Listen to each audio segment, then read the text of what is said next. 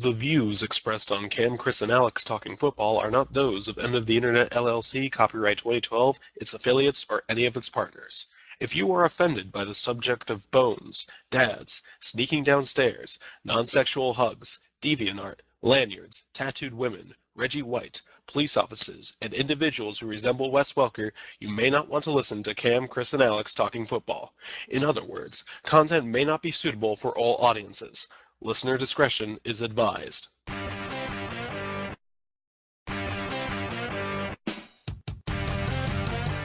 This is Cam, Chris, and Alex Talking Football. Imparting her moist lips. Wait a minute. Yeah, hang on, crazy pants. Let her talk, woman. Featuring Cam. Sorry.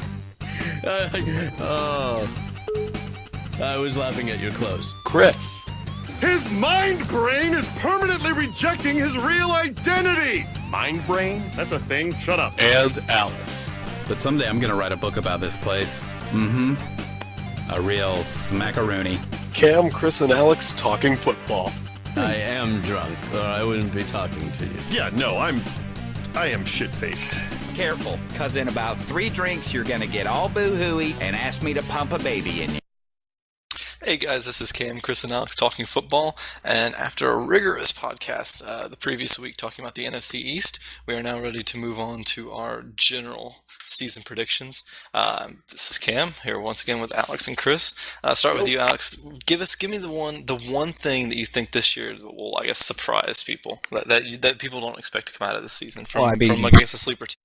I mean, personally, I'm surprised at how sick I am of talking about the NFC East. Like, I'm glad that podcast is well behind us, and we're not going to have to worry about it for another year. The Eagles' defense was pretty nice, but we don't need to repeat that.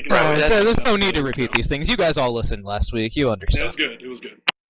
So anyway, I'm going to start with one of my favorite sleeper teams. Start off in the AFC East, the Miami Dolphins. I think this team's got something this year. I like the fact, the additional subtraction of getting rid of Mike Sherman. You know, finally that absolute cancer is out of that team. Had to be gone. It had to be, absolutely had to be. It was just watching that offense this year is painful. They've invested a lot in improving that line. You know, they may not have made the best financial or draft pick decisions, but they definitely have more talent on that line now, and they look a lot better. Yeah, their receivers are still good. You guys know my man crush on Ryan Tannehill, who I think is just the most wonderful thing since anime. Of course. And their defense, I mean, when you look at what they're going to have to go against in the AFC, I think they're competent. Like I'm not saying this team can, make a Super Bowl run or anything, but I think they've got a very good shot at a wild card and a puncher's chance at the AFC East. I think a lot of AFC East fans try to put them lower than others, and it all comes back to the punchline of, they don't have an offensive line. But I think something that you said that was really key is that the management really has done the best that they can trying to get this offensive line. A lot of people made jokes about Juwan James. He looked really good in the preseason. He definitely made that pick look fine. Brandon Albert, I still respect him. I think he's a good left tackle, better than what they had last season, and obviously the right tackle's better. And the management can't control when Mike Pouncey has an injury. So yeah, and I do think we're going to see Mike Pouncey back for at least the second half of the year. I mean, there was a lot of talk that he might miss the entire season. That dude is apparently very close to coming back now, if the lore that I've heard from the beat writers is still believed. Yeah, I think they've got a good unit there. I think the Juwan James pick was more poo-pooed because people looked at the guy and said, "This guy can never play left tackle. Why are you spending a first rounder on him? Because you just don't take right tackles in the first round." But if you look at his skill set in the state of Tennessee, I mean, he's kind of a prototype NFL right tackle. It kind of makes sense in retrospect. I mean, and at this point, the relative value of a right tackle, at least in appearances, has been driven up ridiculously high by the fact that the Jaguars took one number 2 overall in the year before. So taking one in the mid-first suddenly doesn't seem as bad anymore. And I think offensive tackle is an important position enough that if you get an elite right tackle out of the pick, then it's not bad. I mean, for example, the Andre Smith pick, which was a reach. Even now, it's still not terrible. He turned out to be a very, very good right tackle. And I think the Bengals, they may not be completely satisfied with that pick, but if you can get an Andre Smith tier right tackle out of Juwan James, it's fine. If they can get an Andre Smith tier tackle out of Juwan James, I think they'll be more than fine. I think that'd be great at bookending them. Be wonderful. Him with Albert. At 18 or 19 or wherever they got. Yeah, absolutely. And I think a lot of that comes from the fact, I mean, we're guilty of this too. The GMs that we typically prop up as these guys are great GMs. They're the guys that go for value instead of need. But sometimes going for need is, what you actually need to do. And I think that's kind of the situation they fell into. Like, yeah, if somebody like CJ Mosley was on the board when they were picking, of course he's going to be the best talent on there. And of course, somebody like Ozzie Newsome would take that guy every time. But when you're the Dolphins, you can't afford that kind of luxury. Your team's just not good enough. Exactly. The big problem with the Dolphins this year is, I say problem, the big question will be is whether, you talked about replacing Mike Sherman. They replaced him with the guy Bill Lazor, who has very little experience. Is that how we're pronouncing his name now? Is it Lazor? Because I was just saying Laser. Bill Lazor. I don't want any memes to come of this. I'm a bit memed out on that. Thanks, 4chan. But could you say that they're charging him to get ready for this year? I couldn't have even brought it up. I'm gonna go shoot myself now. Are they just hoping that he picks up some of the mojo from the Chip Kelly offense and just happens to bring it down here? Because I don't think that's what's going to happen. I think he'll be better than obviously Sherman was, but I think that when you have guys like Hartline and Wallace and actually Charles Clay can get down the field, I don't really know that that's the way that you speed it up. I mean, maybe those mid-post routes and everything, I'm speaking like I'm Canadian. I mean, you don't need deep goes on every single play, but I think that Charles Clay, for example, is a guy who really gets down the field well. And as for fast pace, I guess you'd have to put a lot of trust into Marino and Miller, who I don't have a lot of trust in. But I think I'm like Alex here. I really do trust Tannehill. So I think Tannehill's going to be a lot better this year. He wasn't even bad last year. I blame it on what was surrounding him.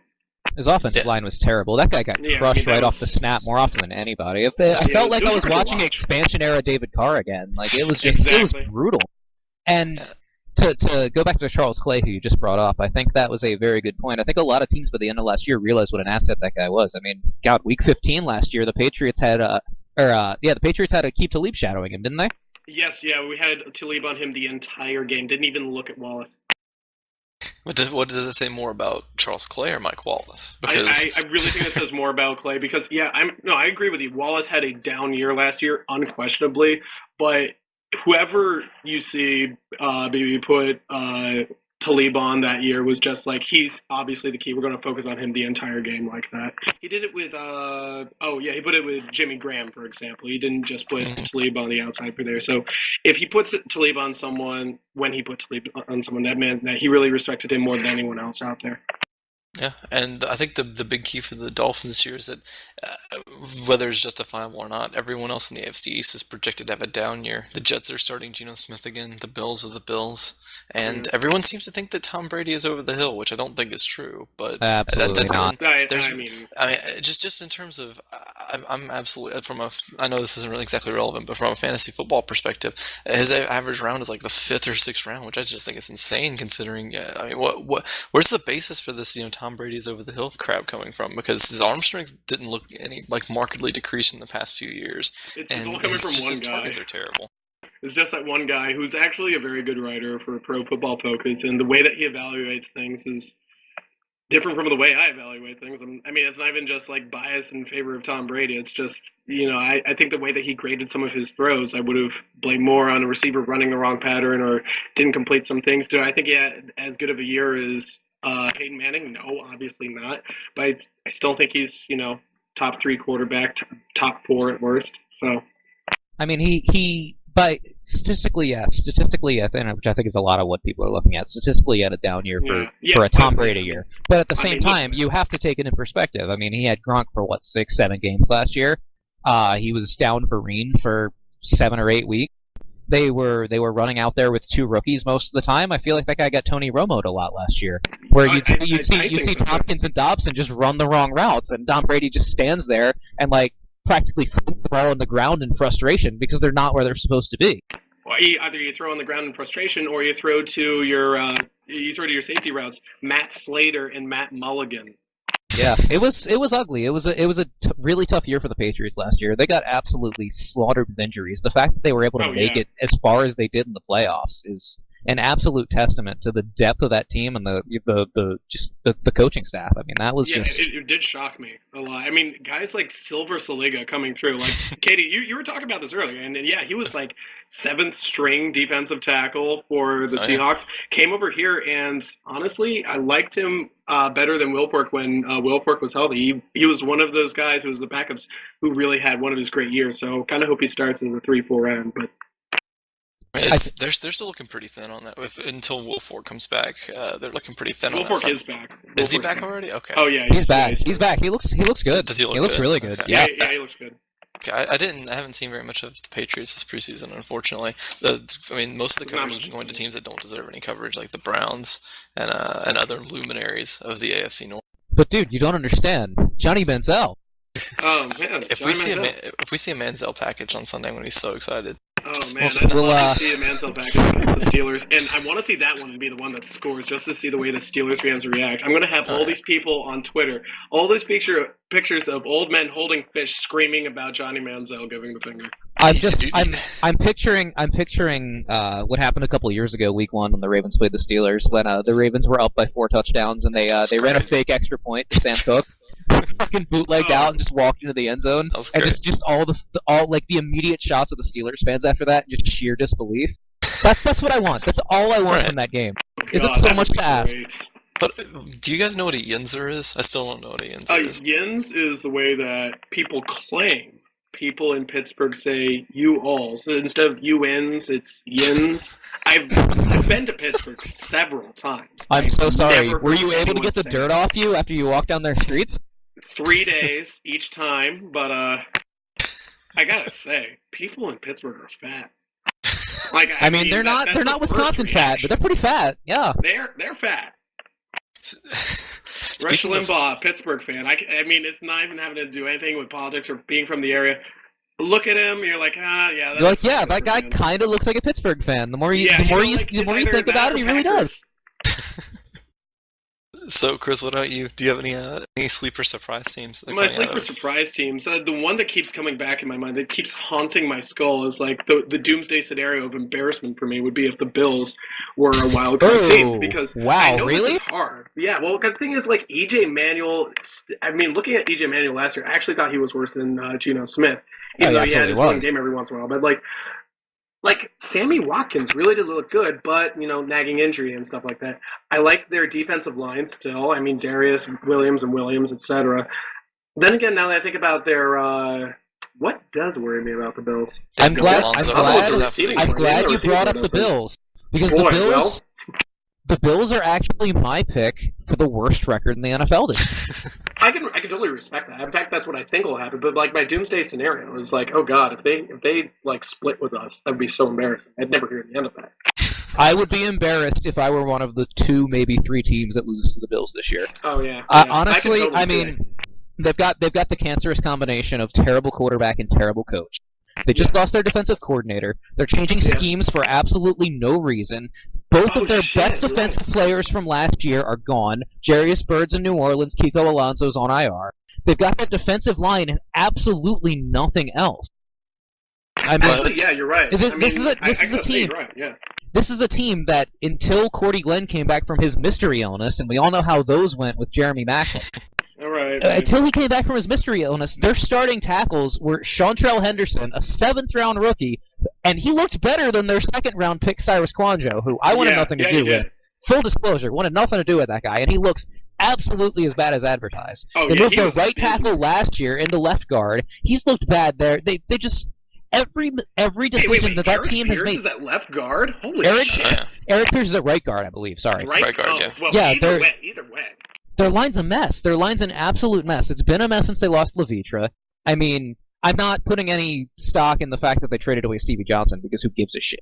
But their back 7 is absolutely abominable. Like, if you look at that team on paper, the best guy in their back 7 might actually be Stephon Gilmore, who was a rookie who showed flashes last year. He might be good. He might get there, He but could. Like, I've seen games where he really did have I'm sorry if I'm talking over you. Like, he did have a couple games where he really showed that he was a player. And I remember his rookie year, I was saying he was overrated the entire time.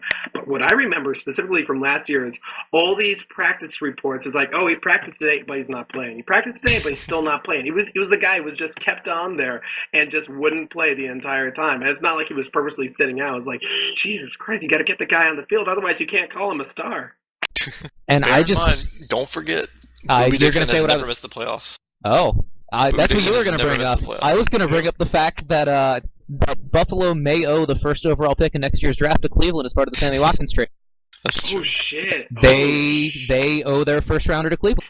You're Don't right. forget, the You are curse, right. the curse of Booby is real. He has already knocked out 3 49ers running backs, and he's my never God. missed the playoffs If before. he manages to get his way through Fred Jackson, C.J. Spiller, and Bryce Brown, then Booby deserves to be free. No, it's special Booby- teams, oh, dude. Booby He's is- a special teams captain. It isn't to play on. Wait, running back. Booby is actually a special teams captain? No, It he wouldn't. will be. I think He will be. Yeah, it's like Assuming he's gonna it's gonna be the episode of Pete and Pete where Pete's on a wrestling team and everybody that's above him keeps dying in mysterious ways. Like the one guy gets sucked up into the air dryer in the bathroom. You remember this shit, dude? I had nightmares about this shit when I was 8. Oh my shit! That's why I joined the wrestling team in middle school. Got him. Oh god, I hoped I would get sucked a bit. Anyway, All right, anyway, we got one team left to talk about in the AFC East, so let's just knock them out of it. The Jets, they exist. Rex Ryan's Well- going to do Rex Ryan things. well, They have a terrible people secondary. What people want to hear about is Geno Smith. Is Geno Smith going to do any better than last year? And I say, yeah, he's going to do better than last year. How could he do any worse than last year? And True. It's certainly possible. He could regress. I mean, we saw what happened to Sanchez. I think Geno will do a little bit better. Nothing. I don't have really any evidence besides saying high hopes. But yeah, better weapons. That helps. I got Stephen nothing to Hill. say that. I got nothing. They did. They cut Stephen Hill. Finally, they're Stephen free Hill of the sucks. curse of Stephen Hill. They brought in Decker. I like that signing, and I'm good. actually gonna take a weird angle on Geno Smith here.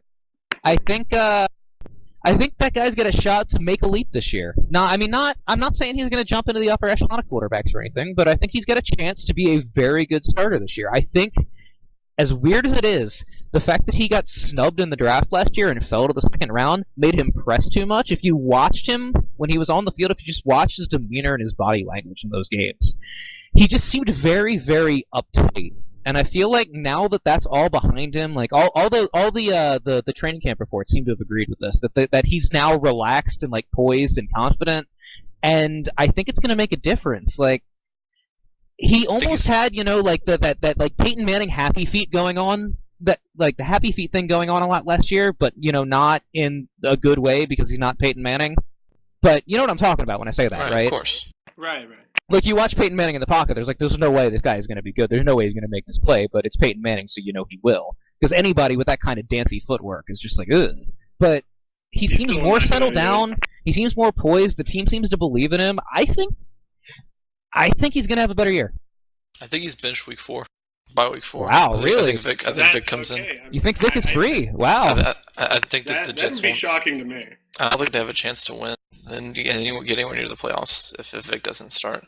I think he's much better than Geno Smith at this point, and I mean the only thing that I can see barring Vic starting is if he doesn't want to start, because there's some shady rumors coming out of Jets camp that Vic just wants to clipboard hold for the rest of his career and he's pretty much done with football. But I think that if he gets his heart into it, then he'd be a much better option than Geno Smith at this point. it's You also see, strange there was to say if a he game. gets There was a his game heart that was a into turning point for me. He was playing against the Patriots last year, and it was the game they lost, and they had a legitimate chance to come back and win that game, but he threw 3 interceptions in the fourth quarter, and they were all because none of his receivers could get open. And then after that game, he just looked broken. He looked like, you know what, I'm done with this league. I'm done with playing football. And he hasn't looked like he's really put his heart into it ever since. Well, yeah, he was close. He was thrown to Clyde Gates, though. I mean, now you got Decker, you got Curley, you got Damage Jeff zone. Cumberland, but also Jason Morrow, who apparently needs work. My I think anime the princess. damage.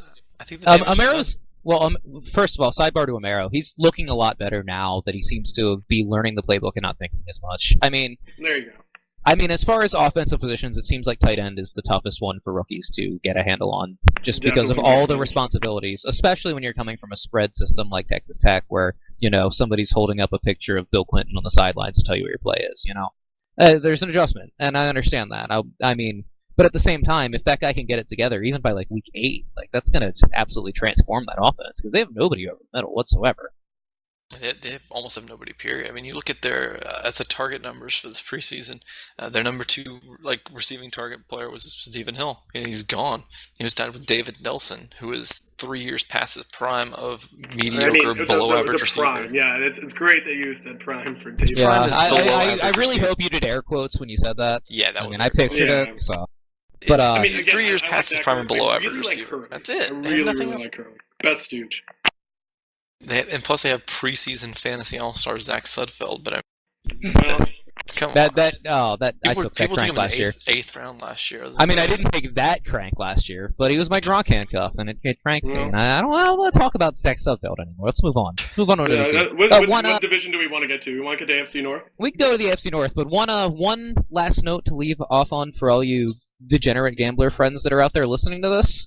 The starting Jets cornerbacks week 1, 4th-year UDFA Darren Walls, and converted safety Antonio Allen. This is going to be fun. Yeah. Have fun, Derek Carr. Welcome to the NFL. All right, moving on. Cam Newton style. I hope so. I want Derek Carr to fun sling everywhere. That would can make feel me it so in my happy. microbones. All right, yeah. If we're going to the AFC North, I think that the obvious thing to talk about as being just on a rapid decline, just in a miasma that they can never get out of, are the Steelers, because they're on the receiving end of the cap hell they've been building for themselves for the past 10 years, and it's coming back in full force now because they want to be loyal to their veterans like Polamalu and guys like that, but they because of this because they didn't cut them 2 years ago when they were past their primes, they're now stuck in cap hell. They've been losing players left and right. They're relying on really poor positional players to take over critical roles that they just could not afford to re-up or sign new people to. And their drafts have been really poor over the past few years, and they're in a lot of trouble. Whoa. No, I gotta stop you there. Absolutely not. I mean, I think so. If you want to bank on their drafts being poor, are you ready to call Jarvis Jones a bust already? Not yet, but so far he hasn't shown me. I thought he was one of my favorite prospects. Yeah, he was one of mine too. Name names. And he's been playing very poorly lately.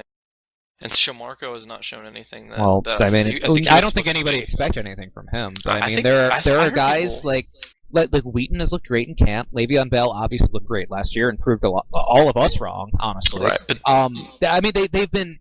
When you look at even the guys they've gone back a couple years ago and got like DeCastro, when he's been on the field, when he's been healthy, he's looked fantastic. I think this could be the year that DeCastro takes the leap. Like I think that guy's absolutely a stud. DeCastro, I haven't seen him play. I've seen him play as an above average lineman, which is what I expected. But for a first round guard, you don't want above average. You want like an elite guard, and he hasn't shown that and yet. by the end of last year, he was there, and I think this could be the year he absolutely takes over the top. And I mean, keep in mind, last year he wasn't playing with Pouncey there, and as much as we like to shit on Pouncey, he's still a decent NFL center. Yes. I mean, I think a lot of the problem with the Steelers, and a lot of it's by design, because they've got, like you said, a lot of veterans that they're just paying way too much money to that they can't put any depth behind, is every year this team seems like they suffer 3 or 4 key injuries and they're just done. You stick a fork in them. But if they somehow manage to catch lightning in a bottle and keep everybody healthy for a year, I feel like this team's got a chance to make a run. Like, the offense absolutely has all the tools. You know, I don't really think Emmanuel Sanders is that big of a loss. I don't think he was ever that big of a deal to that team. I think you can play pretty much anybody across from Antonio Brown that'll work. And plus, I think Marcus Wheaton's a better player anyway. Not even mentioning Lance Moore. I mean, when you look at the fact, they brought in Lance Moore. It's I think. I mean, when you realize that Jericho Cotchery went for like 706 touchdowns for that team last year, like Lance Moore can at least do that, right? He can at least be better than Jericho Cotchery, right? No, we said that about Jericho Cotchery 3 years ago. That's what I'm saying. Yeah. No, Moore couldn't even get open in the Saints offense last year. I think I expect it to translate to the Steelers. Well, in worst case scenario, some dumb guy tries to cover him instead of AB, and AB gets a touchdown. Yeah, let me segue that into something for a second. Antonio Brown, overrated, underrated, properly rated? I think he's a little overrated, but he's still really good. I say properly rated because I go underrated. Like him. I go underrated. I think really like him. Really like him. That's totally fine. I love him. Dude, he made Jericho Cotchery and Emmanuel Sanders look like real NFL receivers last year. Like, what more can you ask from somebody? No, that's there a was good point, nobody yeah. else on that team. Nobody. Oh, no, they I have mean- Miller, though. I mean, and another thing a lot of people don't realize, that guy went for 1,600 yards last year. He was second in the NFL in receiving behind Josh Gordon. He had a wonderful year on Yeah. a team that really had no other options. And when you look at a guy his size that, wins with his route running and short area quickness, you don't expect that guy to be, a total world beater like that. And I feel like people are a little bit late to the party on Antonio Brown. I think that He was guy's great after one the of the catch, 5 best receivers in the NFL at this point.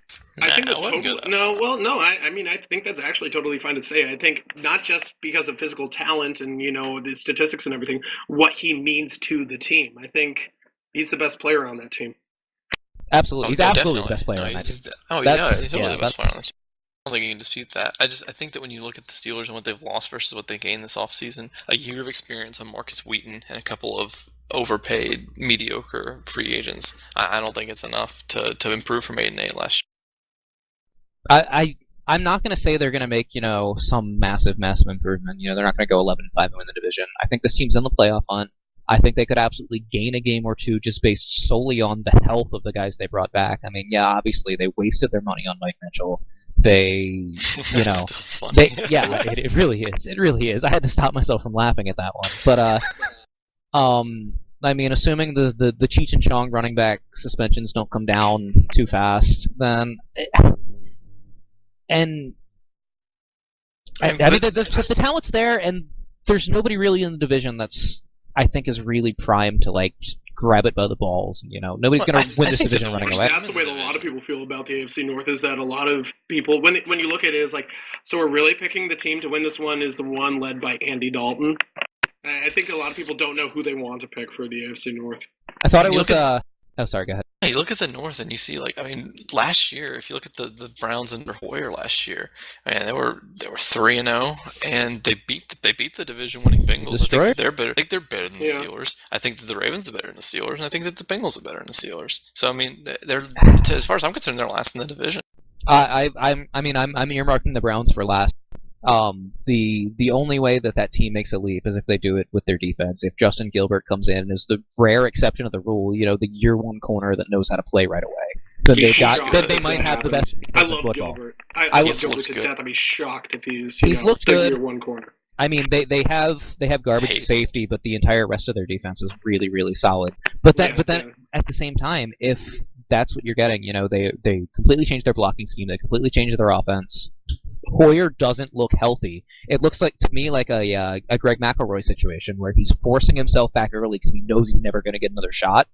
And I mean, props to Hoyer. You got to do what you got to do, man. But I think if they're going to win games and be a presence in that division, it's going to be by winning 17-14 every week.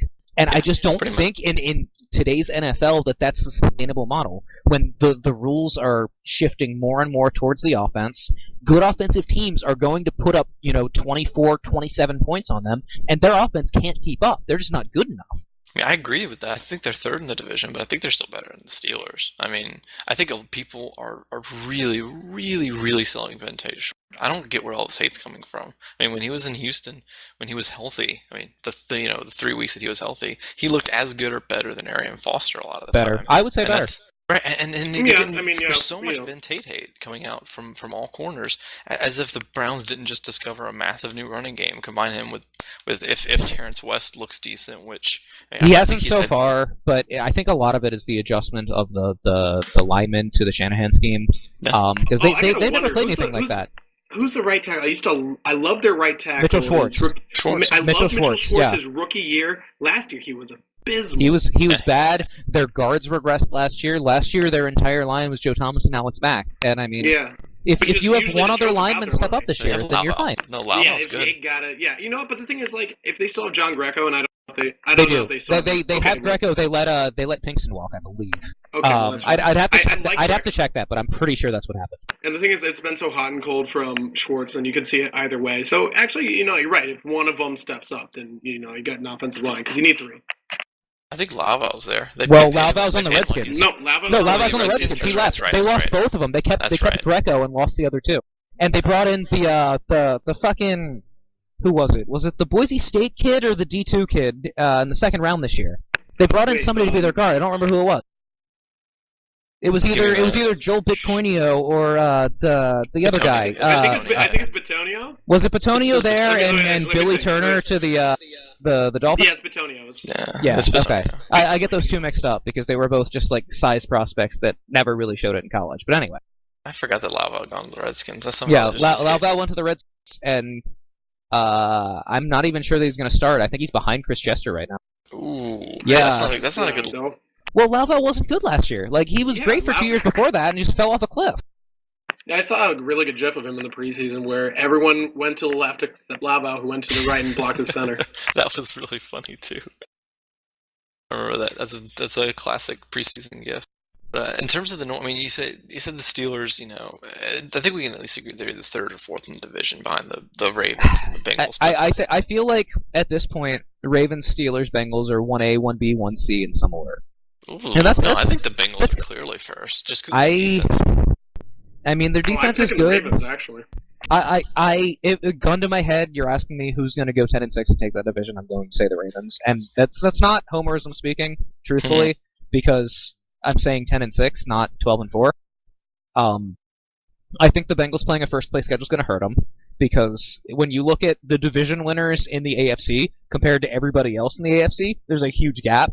you have to realize the Ravens technically finished third in that division last year. So they're going to get to beat up on the Jaguars, other third place teams such as the Chargers, and was it the Jets were the third place team? I think I got to look at the schedule. I don't remember, but the schedule's extremely favorable to the Ravens. Again, addition by subtraction, just like with the Dolphins, getting rid of Jim Caldwell. They absolutely have shown a lot better as far as their intermediate passing game in the preseason and the little bit we've seen from them. I think Flacco's a huge bounce back candidate now that both the pressure of the Super Bowl defense and the pressure of the contract are off his shoulders. I think Steve Smith is a huge impact. I think Steve Smith's a huge impact too. I mean, I watched Jacoby Jones go out there and pretend to run routes for a lot of weeks last year, and I'm not all about that life, dude. I think Torrey Smith is a guy that's taken huge leaps as a receiver every year he's been in the pros. Like, that guy's a worker. You can tell he's a worker. The defense is going to look better this year. It's a huge issue. The O-line and the running game are both really, really big issues for the right tackle is a big issue. I think having the line healthy. I think Zuta's going to be big at center. Yanda was never really healthy last year. They didn't get anything from Osemele. He never played. So there's a couple big additions there. Right tackle absolutely is an issue. I completely agree with that. But at the same time, you have to realize that last year, since like week 2 or week 3, Ray Rice was playing through a hip injury. The dude was waddling around on the field. He couldn't run. Like Pierce, Pierce had a shoulder injury. He had shoulder surgery immediately after the season. Like, he couldn't hold on to the football. He couldn't do anything. Like, both of those guys were just absolutely crushed last year. Combined with changing the blocking scheme under Castillo, combined with bringing in Monroe in the middle of the season to the line, which as good of a left tackle as Monroe is, it takes an adjustment period for those linemen. It takes time for these things to gel, and now that they have a complete unit in place, hopefully no injuries like there were last year, because pretty much everybody played hurt on that line. Like I know it's preseason though, but it still hasn't looked much better to me from what I've seen so far. I mean, as far as what you're judging based on preseason is that's all right. I mean, but something about judging that running game on preseason is just a little bit more difficult to me. And I know I'm going on nothing more than speculation as to the running game, but I really do think that Ray Rice is going to bounce back really well here. And it has nothing to do with, the suspension is going to motivate him or what the fuck ever. I just think that this is Ray Rice's year. I've seen so much out of him in the past. I don't see why he would slow down this year just based on one bad year last year. I mean, I feel like if you split the difference between 2012 Ray Rice and 2013 Ray Rice, and I'm willing to say that the injury bumps him up a little bit from last year, but the aging bumps him down a little bit from 2012, and I think that's fair to say. You split the difference, then you've still got a top 15 NFL running back behind a much improved line. I've seen no burst from him this preseason at all. Like, I haven't seen a single play where I just thought, like, this is vintage Ray Rice burst. Like, even with bad running backs like Chris Johnson, you see the flashes occasionally where he'll burst through a hole on a one cut and just make it upfield before anyone can touch him. I've seen none of that at Ray Rice in the preseason. In the preseason, you didn't see out of the 11 plays that Ray Rice was in, you didn't see any burst? No. Well, not the at all. 11 plays that he was in, then I don't know what to say. I mean, that's a complete picture. It's a small sample size. That speaks for itself, also. I think that just differs in how much stock we put in the preseason. Like, I know, which is totally fine, and I actually respect Cam for and especially coming from somebody that's as big into fantasy as you are, you have to follow like preseason targets, preseason workload. Those kind of things are a big. It's one of the big reasons you hate CJ Spiller so much. I get that. Like there are things that you see in the preseason that are indicative of what's going to happen in the year, but I'm not going to judge what we see from the players on the field unless it's like completely egregiously awful, like Eli Manning. Like we'll get to that. No, we won't because we already did the NFC podcast. But unless you look completely hopeless and lost in the preseason, then I'm willing to believe that when the lights come on week 1, you're going to be fine. I wouldn't say that. I would say that I'm willing to give some room for doubt. But room for doubt is fair. That's fair. In terms of fantasy, at least, I've always made it a rule of thumb that for the most part, you should undervalue players who have either held out or been suspended in some way. And it more often than not, it's held true for a variety of reasons. Sometimes it's just coincidence. Sometimes it legitimately becomes an issue of effort. But were you out on Josh Gordon last year? Josh Gordon? No, I was actually. I know you were. That's why I was bringing that up. To me, people should have been, rating him in like the 40s and 50s, and I put him in the 60s. But they had him in like triple-digit numbers. I think it's like, and then like this year, for example, I think that people like that Dwayne Bowe is ridiculously underrated in terms of fantasy production and in terms of just actual production. But I have to rate him higher than most people just because I think that he's just so far underrated that the difference isn't there anymore. Like there's some where it's just been like with holdouts, especially the year that I can't remember who it was, but somebody held out and then like I think week 2 injured their ACL. Like it's just a coincidence, but things like that tend to happen more often to players who are holding out rather than keeping their they're not in better shape. Training schedules. Yeah, but at the same time, Ray Rice has been there for the entirety of training camp. He's only going to miss the first 2 weeks of the regular season. I don't think there's going to be a conditioning issue there. But which is why I don't put as much stock into that. Right, I still have exactly. like a 36th or so. I still think easy there, Captain Autism. I just wanted to call out the hypocrisy on the Josh Gordon thing. We're good. Yeah, we're good. No. Let's talk about the Bengals. Yeah, let's talk about the Bengals. Who's excited about the Bengals? I wish I had a cricket sound bite right now. About the AFC North. I mean, I'm trying to switch to another one. Why does everyone? Can I say that I think losing Mike Zimmer is actually a really big deal that people are really underrating? I mean, that guy might have been the best defensive coordinator in football, and losing that guy is huge. No, it's Rob. Well, no homer. It's Rob. Still got the personnel there, and I know he's still got most of the personnel. Yeah. Stuff. Yeah. Gino's. I think it might be a couple years before we see the impact of losing Mike Zimmer. Maybe. I could be wrong. I mean, I worry about their non-perfect linebackers because they've always been terrible, and who's starting at strong side? I've got no idea. He's always been a fucking warlock with linebackers too, dude. I actually don't know. Is it Emmanuel Lemur? It's not. I was hoping. It's not still Ray Malaluga, is it? He's gone, right? No, he's gone. I mean, I thought somebody was dumb enough to sign him away after they stupidly paid him last year. Let me check. I think they still have Malaluga. I believe he's still. All right. Would anybody else really give that guy a contract? Really? It's Malaluga, Perfect, and Emmanuel Lemur. It is. Oh yeah. Malaluga's still there. Malaluga's going to be starting. Oh, that's going to be brutal. And weak side, obviously, you got to have Perfect. He's perfect. But for strong side, who are you going to put there? Emmanuel Lemur.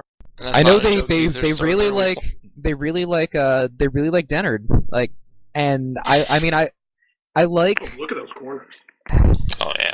I like what I've seen from him. Like if Leon Hall is back from Achilles tear number 2, and rookie cornerback can buck the rookie cornerback trend, then their defense will be fine. But again, those are two massive what ifs. I And that's, even when you say Gino's back, like Gino's what, 9 months removed, 8 months removed from that ACL tear? Yeah, you Like, really gotta that's- hope that Gino's gonna be good. We all love You need Gino him, to yeah. death. I That only can't 9 not, months. yeah. That's big. That Huge. is a big comeback. I'll be surprised if he's able to, for first 4 weeks, be back to the Gino we all know and love. After that, who knows? But then again, that's wear and tear those first 4 weeks. But the depth on that I'd be defensive careful. line is just I'd be real absurd. careful with him. It is. Like, they've got can a just good throw depth. numbers. They can just throw They numbers do at have you on good the depth. We have still in Thompson back there. And I think Marcus Hunt is ready for his Marcus prime. Hunt. Your boy. Is this his I year? love Marcus Hunt. Yeah, I think If this it's is based his on- year. Did he finally learn how to play football? He finally learned to speak English. Look, based on what I saw in preseason, I Anyone like who this. learned English from Wu-Tang Clan is a hero in my book. Marcus Really Hunt is a worth it, golden dude. god, and that's really all I need to say about the Bengals. Because Thank you. that's the only thing I want to go well for them this year. Anyway, Well, let's jump to the. Staying in the north. Yep. I think Well, my the- We favorite. talked about. Is there somebody else in the north? teams. No, Did we forget a the team? NFC, Jaguars the are now in NFC the north. Oh, you The want to jump to the Jaguars in the NFC? north. NFC. All right, we can go to the Norte. All right, that's He wants to okay. go to the Norte. I'm fine with the Norte. Because I think that Fine, I think fine, I that love talking Matt about Castle still being a starter in the NFL in the year of our Lord 2014 Oh, is and one of the people 5 think he funniest looks things a in the lot better NFL. than everyone else. Oh, isn't it fun? Matt Castle, the quarterback that lit up the playoff Philadelphia Eagles for 52 yeah. points in week Oh, yeah. 15 last year. Oh yeah, That Matt That's my Castle. boy. yeah, Matt Castle. The Matt Castle who put up the exact same numbers as Alex Smith in Kansas City, yet somehow is vilified there. Oh yeah, that Matt Castle. Exactly. Remember those I- 2 weeks of Christian Ponder where we thought he was good? What, unsackable Ponder? That was literally Yeah. one. That wasn't 2 weeks. That was We 2 will quarters. never There were let 2 that be. quarters of unsackable Ponder. You're right. Dude, I was reading an article on Grantland today about the center the Jazz drafted last year, Rudy Gobert, and they were Rudy. talking about how when he stretches, he's got like the third longest wingspan ever recorded in NBA Combine history, and when he stretches his arms over his head, he's 9'7" tall. And all I can think about is, well, they finally found somebody that can catch Christian Ponder's passes. Good. Good, man. That's too real. I think the big for the Vikings, if they're going to win, I think that they got a lot of shrift in a lot of circles. Like, for example, the Wire team sucks for their hire at offensive coordinator. But I think North Turner is a huge upgrade over anything they could have Oh, it's possibly had massive, there. absolutely massive. I think it's going to. Oh, yeah, I think it's yeah. going to be big. He's I a think great it- coordinator. I mean, I just preached about Mike Zimmer. Like, I think he's going to do a lot for that defense because they've been another team where they've had garbage linebackers come in and out of that team for how long now? And I mean, if he can use his fucking warlock powers to make their linebackers even replacement level, like, I mean, I don't think that Minnesota's going to be a playoff team because I think their division is just too competitive. But I think that team's Right. going to look really strong this year. At least a lot stronger than a lot of us are expecting them to. I think that team could push for 500. I think so. That, and like you said, it really comes down to their division being what it is. When you have the Packers and the Bears, and the Lions have a lot of weapons, etc. The Vikings are a good team that would obviously manhandle almost every AFC team, but being in that division is going to limit them, and no, they won't make the playoffs, as far as I can tell. I like some bits and pieces of their defense. I think their defense is going to be able to put it together, but I don't know if I like their linebackers that much.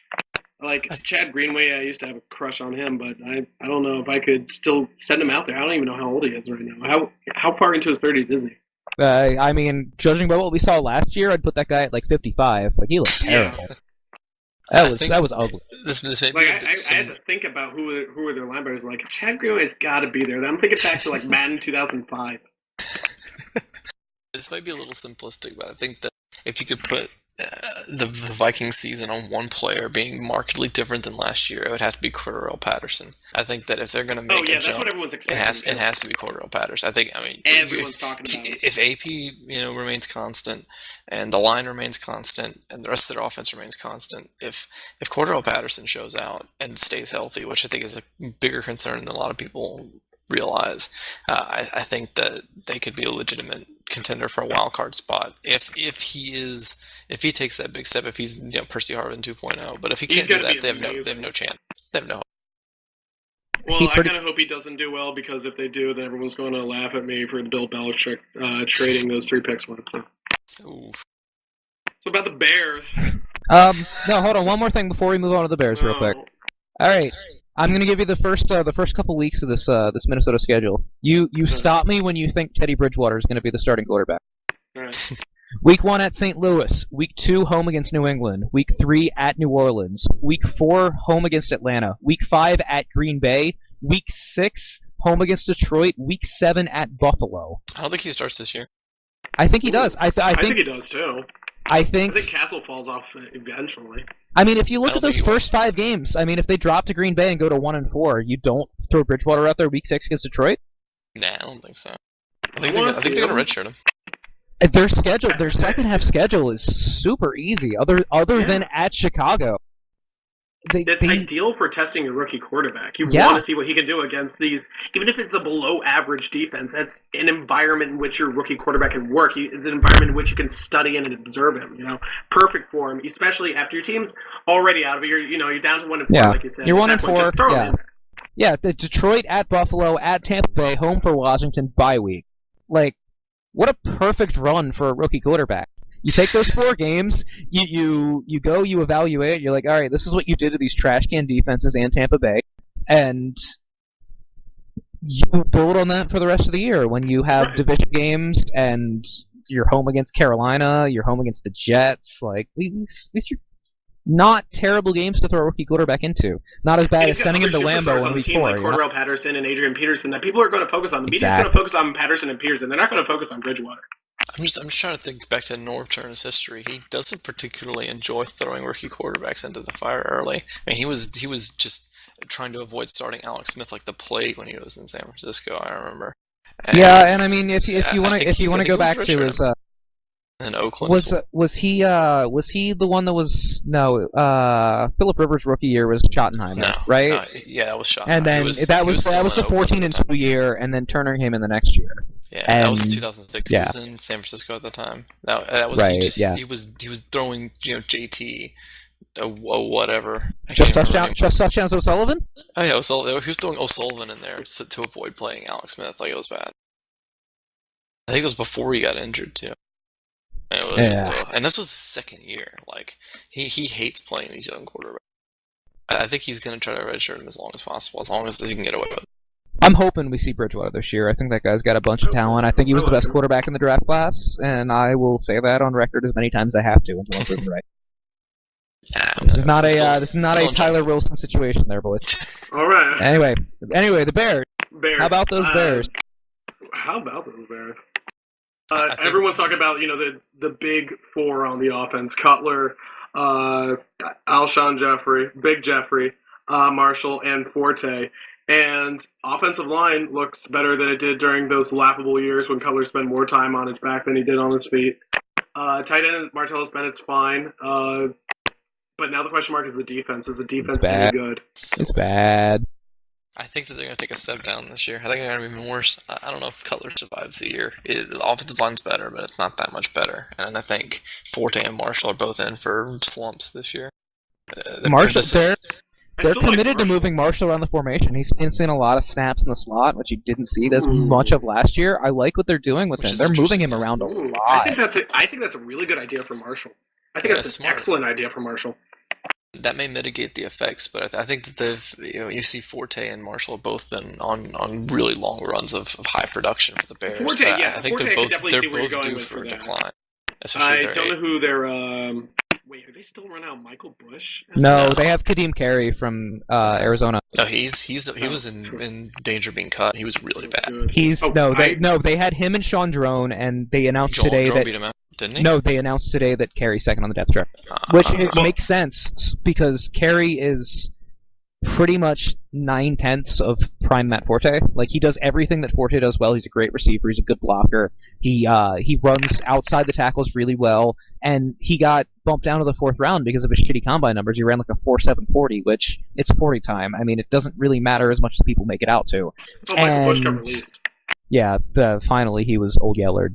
Thank God, but. Carey's the perfect guy if something happens to Forte this year. He can step in and go, all right, I'm going to give you 85-90% of what Matt Forte would give you, and we're just going to go along business as usual. I think it's a really strong fit. When I saw that the Bears took him, I was actually really excited because I really liked that dude in college. I think that's I think that's as fine as like a handcuff guy. I think he'll be totally fine. I'm thinking about their offensive line now. It's weird because I think that the weak spots are really the exterior guys. Left at Bushrod, who, we're not exactly fans of. And who the fuck was their right tackle? Was terrible last year. Jordan Mills Jordan Mills was rookie garbage. from Louisiana Tech. He got better. He improved, When? but yeah. When?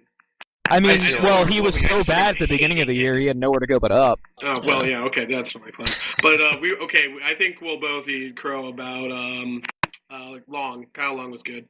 And Yeah. you improve at center when you add DLP. Who's not starting, by the way. What? Really? Not starting. They're throwing out Garza? Garza's still a starter.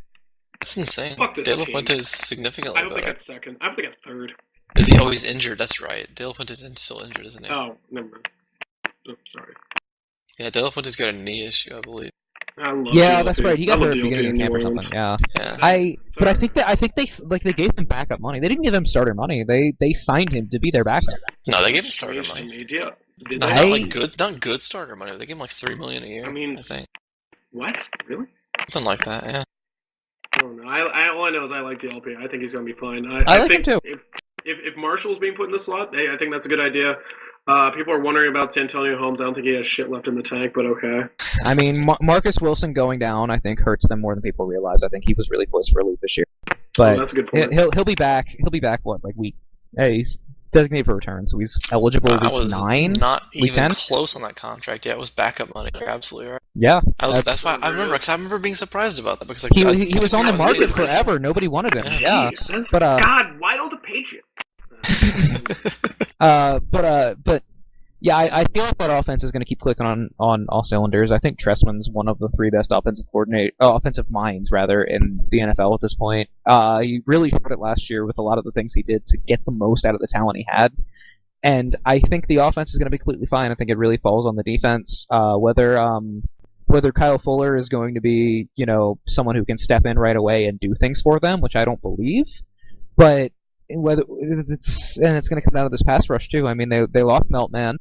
He's, obviously they didn't have him for most of last year, but they lost Peppers, replaced him with Jared Allen, which, it's Jared Allen. He was done 2 years ago. Old. He was done 2 years ago. I think they're trying to paper over these holes on the defense. I think they're going to be able to get into shootouts with people. I don't feel as bad about their defense as I feel about somebody like the Eagles, which we covered in the NFC North podcast earlier, or the NFC East one. But Shea McClellan, yeah, no, I don't even think he can crack the starting rotation. I don't think he can. I bet they do. I wouldn't be surprised if they're going to. They finally turned middle linebacker over to Bostic, I think. So he's going to be outside or middle? Well, they've played him at every position in the front 7, so who the fuck knows with that guy? But obviously you put Lance at Will, and I thought that Bostic would fit better in the middle, but who's the other guy? No, Bostic's in the middle. I was talking about McClellan. McClellan's played everywhere. Okay. No, Bostic's going to play in the middle this year. They put Bostic outside a bit last year. They've got some players. You can talk yourself into it if you squint a little bit, but their defense isn't good. They're not going to be able to. They're not going to be able to rush the passer. Their secondary's not good enough to stop anybody. Although they are free of their god awful safeties. They finally at least attempted to improve. They were the worst safeties in the NFL, in my opinion, last year. Well, Major Wright, who got cut by Tampa and immediately re-signed, he's Good job, guys. Yeah, good work, Tampa. Way to be. But I don't know. It's hard for me to see the ceiling of a team that's all offense, no defense. They're going to win some games. Cam, we can't hear you, dude. You're not. Oh, I'm sorry. No. I mean he's queuing up and there's nothing coming out. Oh. Sorry. Dude. Well, Do you remember when Mark I wouldn't Tressman tricked another NFL team into starting Josh McCown, like in the year of our Lord 2014?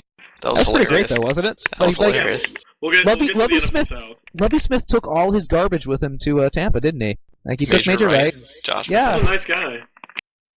Anyway, there's not really much. Anyway. Not really much more we can say about the Bears other than their offense is good, their defense is bad, and shrug our shoulder. Packers. Let's go to the Packers. Let's talk about the Packers. They win the division. Conversation over. Like, it's a much better team than anyone else in the division. It's not even close. I mean, I think they have the exact same problem that the Bears have, except that they just have more talent on the offense. Their defense is way more talented. Oh, their than defense theirs. is horrible, dude. It's horrible. Way more talent on the defense. than Where's on the defensive line then? I mean, I'm not saying They've they're got good. they've got one just more player in talent. their front seven, and he misses 4 to 6 games a year. Their secondary is great, but it doesn't matter because the other quarterback has 8 seconds to throw every time he drops back. It's. I feel like the Packers-Bears games this year, assuming we get halfway decent weather, are going to be a lot of fun because they're going to be fucking 52 to 49 shootouts. It's going to be nuts. Ooh, Where are they the Packers are starting starting now? Latroy Guion at nose tackle. Jesus. Yeah, Raji went down. Yeah. He got hurt. He's out for the year. Yeah, that was bicep, right? But Yes. Latroy, really? Sucks. And the thing is, he was on that 1-year deal, right? The prove it deal. Prove this bad token. I mean, they cut Jarrell air quotes Worthy finally. I mean, The Patriots. Yep. The Patriots don't even have to pay that 7th round pick. Glad I get that sweet guy back.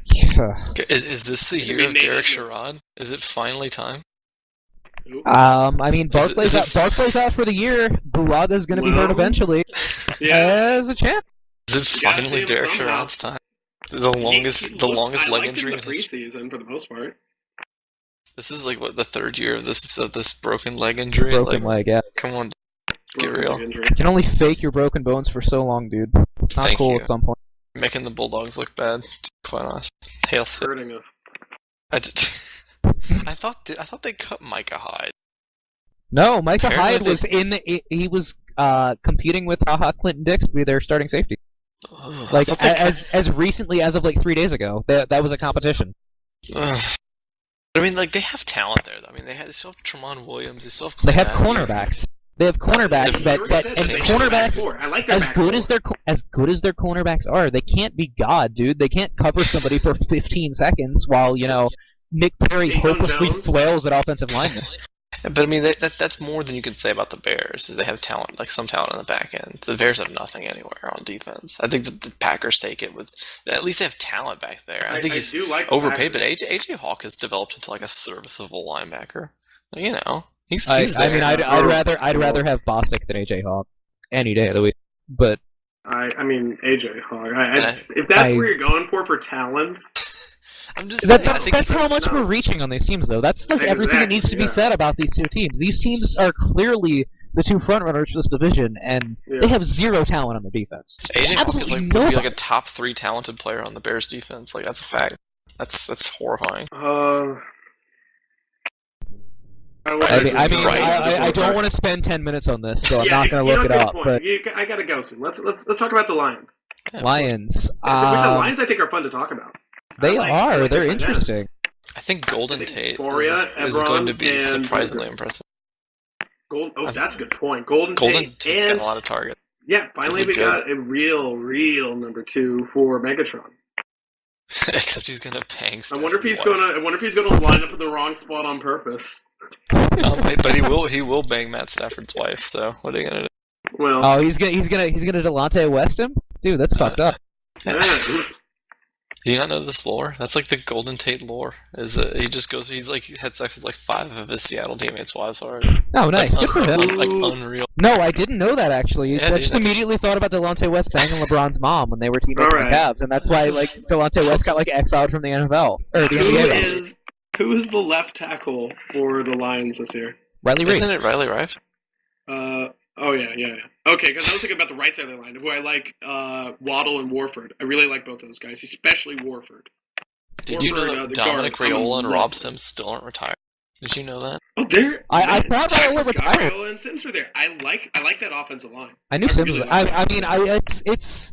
it's good compared to what we see from this division, other than the Vikings for sure. Yeah, I guess. Like, Yeah. but I that's just not saying a lot. really like I think Rafe looked a lot better than a lot of people expected last year. I mean, I was always in on that guy. I am gonna pat myself on the back there. I thought that guy was gonna be a good offensive lineman. He's showing it. He came through. But the issue with the Lions again, with the other teams in this division, it's not the offense, it's the defense. Hey, Chris, no Right. googling allowed. Who is the starting strong safety for the Detroit Lions? Oh god, I have to.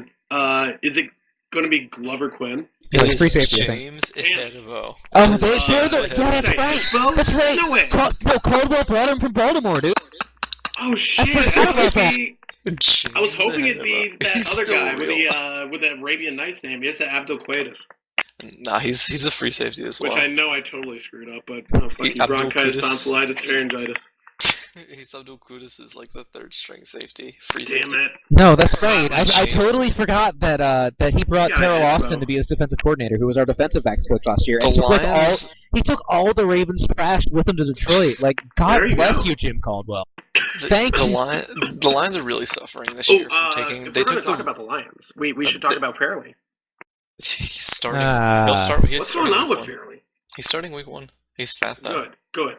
I think the big. He got back down to 305, which is where he was last year. Yeah. Like, it just took him forever because he didn't do the shit. If the Lions had taken the correct Mississippi State cornerback, their defense would look a lot better than it does now. But they took Darius Slay over Jonathan Banks, and that's having huge long-term repercussions because their number one corner right now is Rasheed Mathis, and this is not 2007 Rasheed Mathis. No, I'm This is thinking about 2014 2005 Rasheed Mathis. You know who their slot corner is, right? Is this still Bullet Bill, Cassius dude. Vaughn? Is this No, still it's Bullet Bill. Bullet Bill Bullet Bill finally brought his way up to third on the depth chart. Pulled himself up by his bootstraps. What a player. I love me Jaunty Green. Nah, he's gone. Face Johnson. Remember Jaunty Green? Vaguely. Yeah, Unfortunately, dude. He's Unfortunately. Repick was the one who was either Repick Yeah, was he's high the on one that Jaunty just kept Green or, posting making pictures fun of Jonte his Green all the time. Poor Matt. Has he not suffered enough? They got the guy from Earthbound though, Nate Nath. It's pretty bad. I feel like the. I didn't realize what you said it. So then I thought about it. I'm like, God damn it. Anyway, I think that the Lions are probably likely candidates to bring back Nate Burleson at some point as well, which it's not relevant. I'm just happy for Have a him. home. I just love thank Nate you, Burleson. Nasty Nate. So, but we agree Packers probably win this division. Yeah, I Yeah, agree. Yeah. 80% chance. Where do you want to go now? Yeah, pick your favorite. Anywhere South. with the East. NFC AFC South. NFC South. That works. I actually said AFC South. Oh, okay, AFC South 'cause that's also where works. Cam's won. The AFC South is where my sleeper is because I think that Don't say this I accent. think that you're Don't say completely, this I accent. think that you're Jaguars. completely wrong about this one, Alex. I think that the Tennessee Titans have a good shot at making Ooh, I the didn't wild say card that spot one. this year. Really? Ooh. I think Jake Why? Locker, if he can finally stay healthy, then Give me I a name think David. besides Locker though. I think give me- Kendall Wright's going to make another step forward this year. I think he's going to be even Oh, better. I thought you were going and to be all Justin aboard Hunter- a and guy Justin like Hunter as Hunter. well. Justin Hunter as well, but I think Kendall Wright is surprisingly underrated. I think he's going to have another excellent year. He had a great year last year. I don't know think how gonna he's have still another good year. underrated. He had a fantastic year last Great year. year. Nobody realized it. Yeah, But, no one knows. Who did? Kendall Wright. Just and people Oh. forget after all the Chris Johnson, that offensive line is really It's good. really talented. It's Oh, really yeah, talented. I mean, they're talented across the board. So. Yeah, it's. I mean, if fantastic. they can finally make it work, then that's great. If they can keep I think Locker clean, then this is an obvious wild card candidate. they are. To me, they're a team that's got a lot of talent, and most of it's poorly utilized. I think Yep. I think as much as I think that Ray Horton is a great defensive coordinator, I think that entire defensive personnel is horribly mismatched for the 3-4. I think it's going to be a terrible switch for them. When you've got guys like Jarrell Casey and guys like Derek Morgan, they just don't fit into a 3-4 scheme, and I think it's going to be a lot of square peg round hole shit. I think Casey yeah. I think Casey I would mean, be it's good simply, through for him. I don't like He it. could. I don't think he'd be as It good as could he is work. I where he mean, is. Ray Horton's been a wizard at most of his stops, and I'm not willing to completely count it out. I don't think it fits on paper. They let Werner walk, who I think was overrated last year, and replaced him with Cody Sensabaugh, which is fucking terrible. Sensabaugh had his ups and downs. He had like some decent games last year, I believe. I mean, I look at that team. Just there's a lot of talent on paper, and I understand the case completely.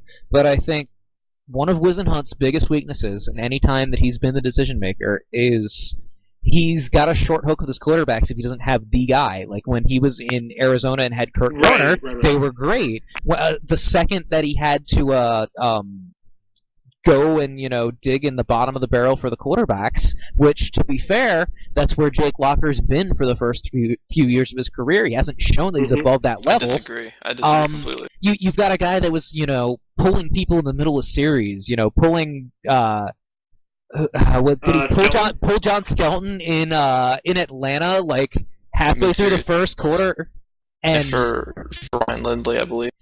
Yeah, it was Lindley's first NFL game, and he came in and threw like 4 interceptions. Like it's just. Well, what do Here's the thing.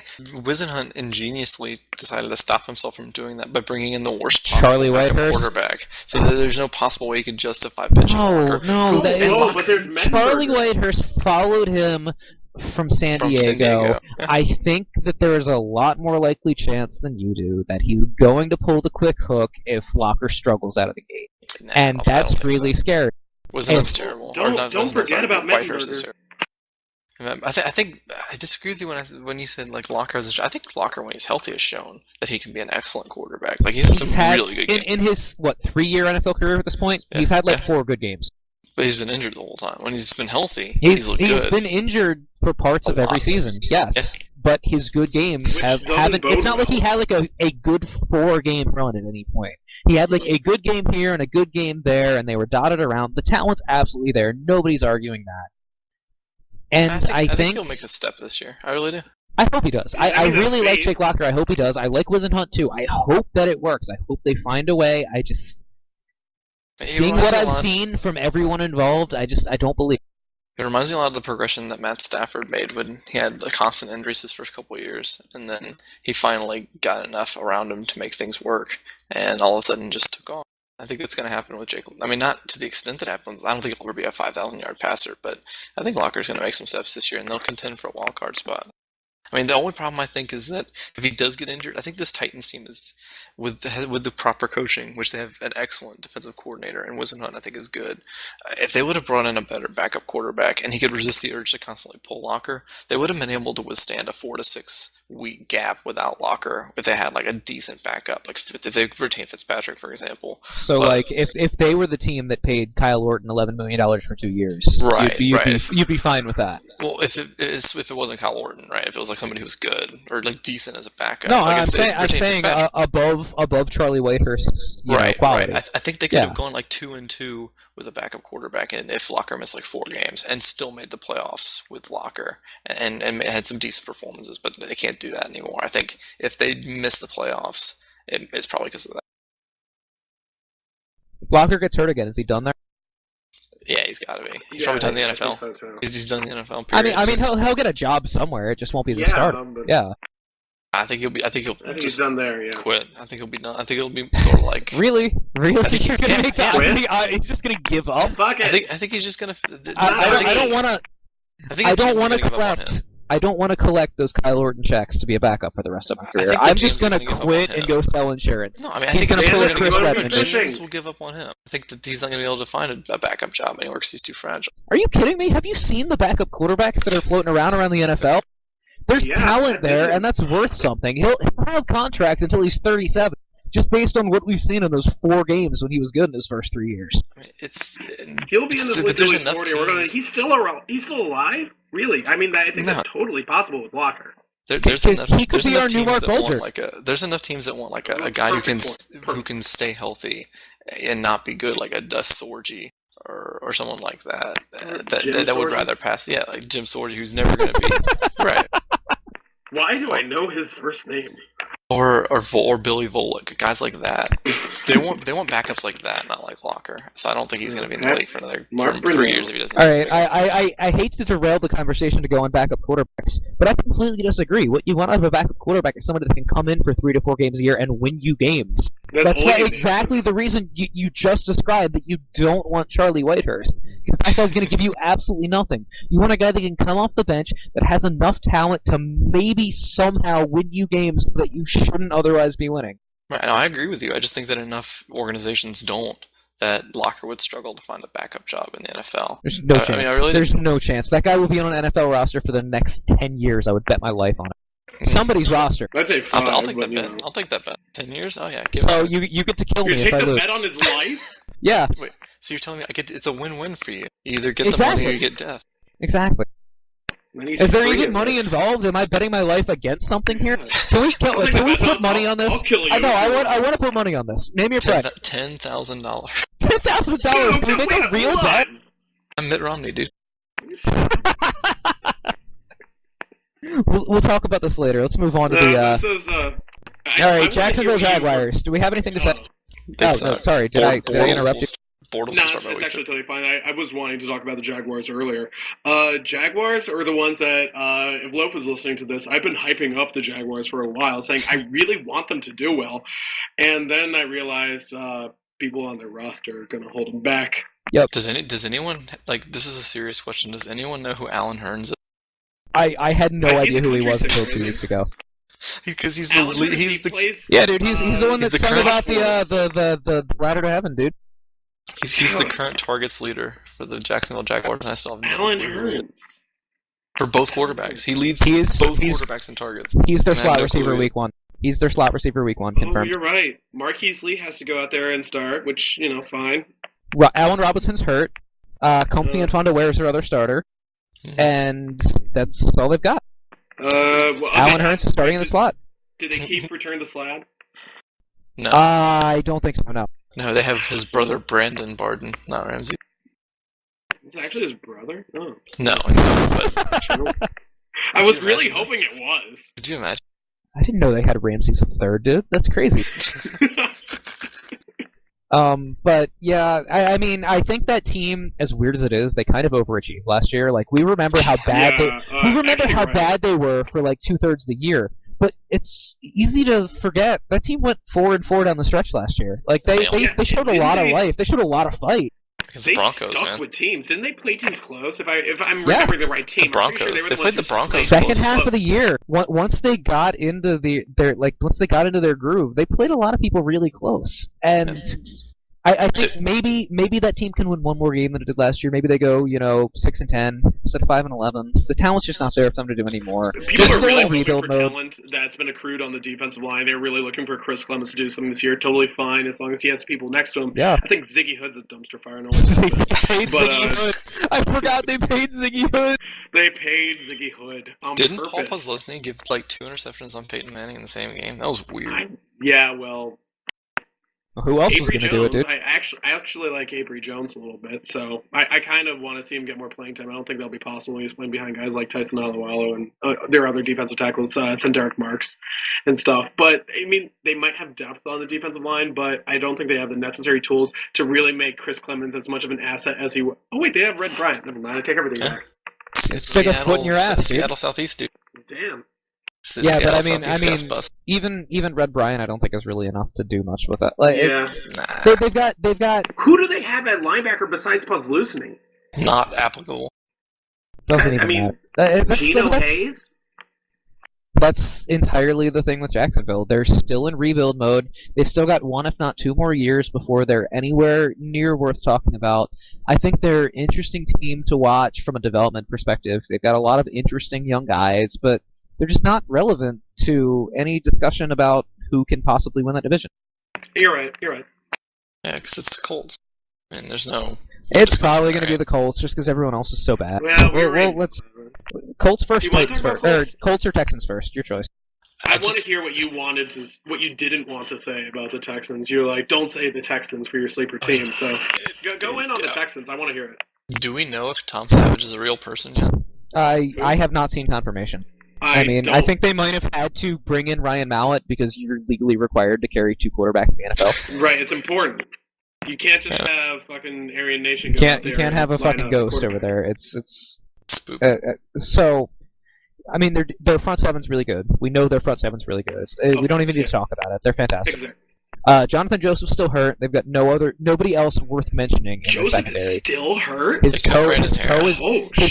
is still fucked up. His toe is still Oh fucked my up. God. He's probably going to play. Or turf toe? I think so. I'm not that is so much more 100% serious on than that. people Don't quote me on that. But Alright. he's got. From what I understand, the Jets were looking into trading for him. Looked into his medicals, decided they didn't want him because of this turf toe thing, and now he's just sort of in limbo. He's going to start, but it's not going to be pretty, and he's never going to get the rest to heal it. So He looked awful when he was. I remember he just got torched by Antonio Cromartie. He was playing on offense. The back four is going to be bad. When you look at their offense, the line's going to be the line. Foster looks good so far, and that's about all there is good to say about their offense. 'Cause we haven't seen. Alfred Blue looks good. Yeah, I mean, it's their blocking scheme. Anybody can run in that scheme. They pretty much stuck to the same model. Fitzpatrick looks terrible. We haven't seen any of Andre Johnson. And John that's Savage, when still he does mythical. show up. I mean, he might just be getting them checks. Who the fuck knows? Mallett's not going to play. He's there. He's there Ever. for development purposes. They want to see if they want to extend him after this year. That's why they didn't give up anything for him. Anybody that thought the Patriots are going to get anything for him was dumb. Yeah, exactly. I mean, good things to talk about. I like Nuke Hopkins. I like CJ Federowicz. I feel like those guys are going to get a ton of run this year because how could they not? Who the fuck else are they going to put on the field? Everybody else in the team is bad. I think that the Texans are going to be better than advertised simply because I don't think Fitzpatrick can play worse than he has in the preseason. You know what their Vegas over under is? Have you heard this? It was like 5.5. 7.5. Wow. 7.5 for a team that won 2 games last year. I guarantee you, if they had taken anyone but Clowney, it would be like 4.5. Yeah, Clowney's a monster. Watt's a monster. We know that. We already know the front seven. I think people look at this team and think they're gonna do what the Panthers did last year. They go, their front seven's so good it covers up for everything else. But the Panthers have a real quarterback, and the Texans don't, Right. and Poor that's enough. Fitzpatrick. I really think Fitzpatrick could have been something if he would have just not been surrounded by garbage. Like, not something good, but like Dalton tier, you know. I just feel. I think when Stevie Johnson dropped that pass in the end zone in overtime against the Steelers, I think that was when the life finally left his body, and now he's just an automaton. I think he just never had the arm. I think we're seeing more and more as time goes on. You know. That's what I think. I mean, the narrative for a couple years as we watched guys like Peyton Manning and Drew Brees and, according to some people, Tom Brady, as we watch them get older, and like, oh, you don't need arm strength, you just need to, have the smarts and be able to get passes into tight spaces and lead your receivers. And no, you really do need the arm talent. Like Rex Grossman's the free agent again. I mean, the arm talent by itself isn't enough. You need some combination of the two. But if you're giving me like a 70-30 split, I want 70% arm talent, 30% actual quarterback smarts. Give me Michael Vick over Ryan Fitzpatrick any day. Definitely. Maybe You got not, the legs there. current Michael Vick who went full Jared Cook on us, but you know what I mean. Gotta get those checks, man. I can't believe you said that. Look, if he would have worked harder, he could have been a starter. And He just enjoyed football and didn't enjoy making money. Exactly. Fuck people that enjoy money, dude. I hate money. I Talk miss about the you, Raiders, please. I want to hear about the Raiders. well, no, let's finish the division. Let's go to the Colts. Well, the I Colts know. kind of explain it. Colts win the division. Colts win the Easily. division and lose in the first round of the playoffs, no matter who they Oh play. yeah. No, not necessarily. I think that if they win the division, I mean, Okay, think fine. about The who's- AFC's bad. The AFC's bad. They might not lose in the first round. Fair. Actually, yeah. Think about who's going to be 5th and 6th seeds. Like, think about the teams we discussed: the Titans, You're right. the Jets, the I like Dolphins. I like the Dolphins a hell of a lot more than I like the Colts. I like any of the top 3 AFC North teams over the Colts. I think the Colts are a bad team. Let's be real. No, they're not. They're really not. They've got Their a offense is quarterback. loaded. They've got a quarterback and 2 wide receivers, and I a don't couple like spare their parts in offensive certain line. places, and that's it. Their offensive line's terrible. They've got no running back. If Dwayne Allen's finally healthy, then maybe we'll see the Dwayne Allen leap, which would be cool. When you look at their defense, I mean, they've got what? LaRon Landry and who else? Mwamba? It all- They got Corey Redding. I Still going can't. to defend Ricky Jean-Francois. They've got a lot of young pieces. My voice is dying as I defend Ricky Jean-Francois. My last words of the day before I go to this party on the rooftop was going to be Ricky Jean-Francois is actually good because... No, I think the Colts. I think they have enough to win a game. I mean, look at the Chiefs were a much better team on paper last year. No, they in the weren't. playoff. No. And the- Okay. In the playoffs, Yes, the Colts- they were. They were. Colts I were. misunderstood you. I don't Yes. know. No, they were a much better team on paper. But Yes, if you have an elite how did the quarterback, it Colts doesn't win? matter. How did the Colts win that game? Do you remember watching that game? It was Andrew Luck and No. Andy Reid and Andy. No, they literally murdered every good player on the Chiefs. Yeah, Jamal and it was Charles early, went out, wasn't Justin Houston went out, Taba Ali went out. Everybody got hurt in that game, and that's the only reason the Colts It was won. like No. the Patriots season and like fast forward. It was like, oh shit. The reason why they lost the Chiefs lost that game is because they passed the ball 25 times in the second half. I don't care if you give it to your backup quarterback to run it. Like, you need to run the ball. Okay, So wait, if you're that's up a by good point. 20, There were so many opportunities to give it to Jamal Charles, and they're like, But fuck they it. didn't because he got hurt in the first No. quarter and carted Oh off. shit! Wait, Oh, That's what God, I just said. I think No, you're I right, know. God. I don't know if I remember Yeah. what it was. I thought I No, did. no, that's no. what happened. They could've Charles been- got carted off, and Niall Davis' experience came into the Yeah, game, no, and Niall that was Davis- it for them. Niall Davis did fine when he got the ball. Annihilator. Yeah, but they didn't trust him in the fourth Right, quarter, they didn't and give that it to was him. the They wouldn't give problem. it to him. That was it. That's Okay, what I'm right, saying. I never mind. think I was thinking it was Super Bowl. as long as you have an elite quarterback, which I honestly think Andrew Luck He's is at this close. point. I think he's an elite He's quarterback. second tier. He can make the leap this year to be elite. I I think. certainly I think think as very long as I close. like everything about Andrew. You can make the Super Bowl with a garbage team as long as you have an elite quarterback. I mean, or if you have like one season where you like pretend to be elite, like Eli Manning did, like one time. I mean, he's got about 2 that. Super Bowls, so Yeah. I mean, if you can at least even pretend it, like it doesn't matter how bad the rest of your team is. shocked you went Eli Manning and not Joe Flacco there. And I appreciate it. Yeah. But... Because the defense you. carried that team. But Right. You talk about Funny. James I had You're Super funny. Bowl winner carrying that team. and Jacoby Jones, dude. Jacoby Jones carried that team. Defense special team. Yeah, all It's right. the deer antler spray and the lights. Remember the narrative, dude. Alright, anyway, enough about the Colts. Let's talk about the Raiders. I want to hear other Raiders, dude. The Raiders. I think the funniest story easily this offseason, thank God, involved the Raiders because the Roger Oh, Saffold deal. Roger Saffold deal is the funniest thing I've ever heard in my entire life. All this fighting over Roger Saffold. No, it's over who cannot take Roger Saffold. I Yeah, know. nobody wanted him. Like That's like really they what agreed to the happened, yeah. contract and went, oh shit, how do we get out of Shit. this? Because like, I think it was probably like Mark Davis or something. No. Like Mark Davis was like, "Yeah, this is a great idea," and then like everyone inside the Raiders building saw the reactions, and they were like, "Oh, fail physical, bye. Pixie backsuit. Fail physical, get out of here." Alright, on that note, as a just general question, not trying to suggest this in any direction whatsoever while we're talking about the Raiders. Worst GM in the NFL, who you got? No, it is Reggie McKenzie. Like, I know it's Reggie McKenzie, I just want to Alright, see if you have another I'm answer. trying to think of others, really, because I know that where you're trying to go, but no one comes Vinny to mind. Reggie Vinny McKenzie, Serrano. if you had asked me that, we weren't talking about them. Even What? even 6 years after he's been fired, still the worst GM in football. Vinny Serrato, dude. So Because I was thinking like the Redskins just hired AJ Smith, so it's like the same that's, thing. I mean, they brought him back. The Lord of No Ring.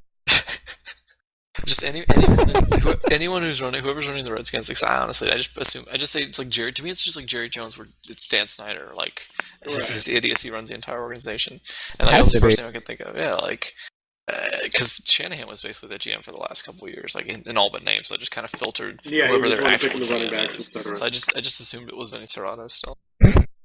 So, sort of related note, who do you got for worst coach in the NFL right now? Because it's an interesting discussion. We haven't seen them. I actually, I mean, I'll give you mine once you guys go. But John Fox.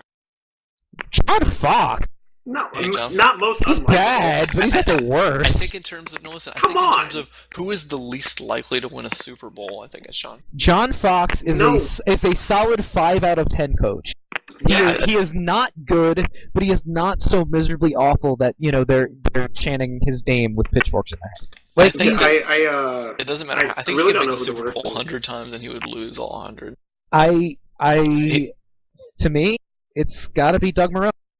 that's who I was thinking, That's- but there's got to be someone in the. I don't think so. I Marone's that haven't bad seen it. yet. I haven't seen it from anybody. I can't think of it. Wait, Like, wait, how does Rob no, I got Kaczynski nothing. get the axe after 1 year and not that guy?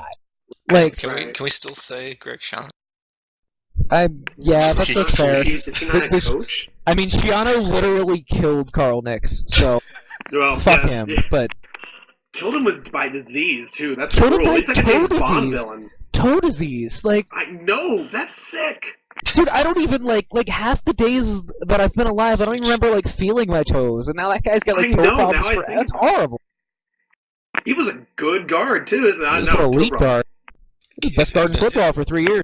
If Yeah. Dennis Allen is even slightly responsible for releasing TPZ, then I think it's got to be him. Well, by that logic, well, then it has to be Pete Carroll.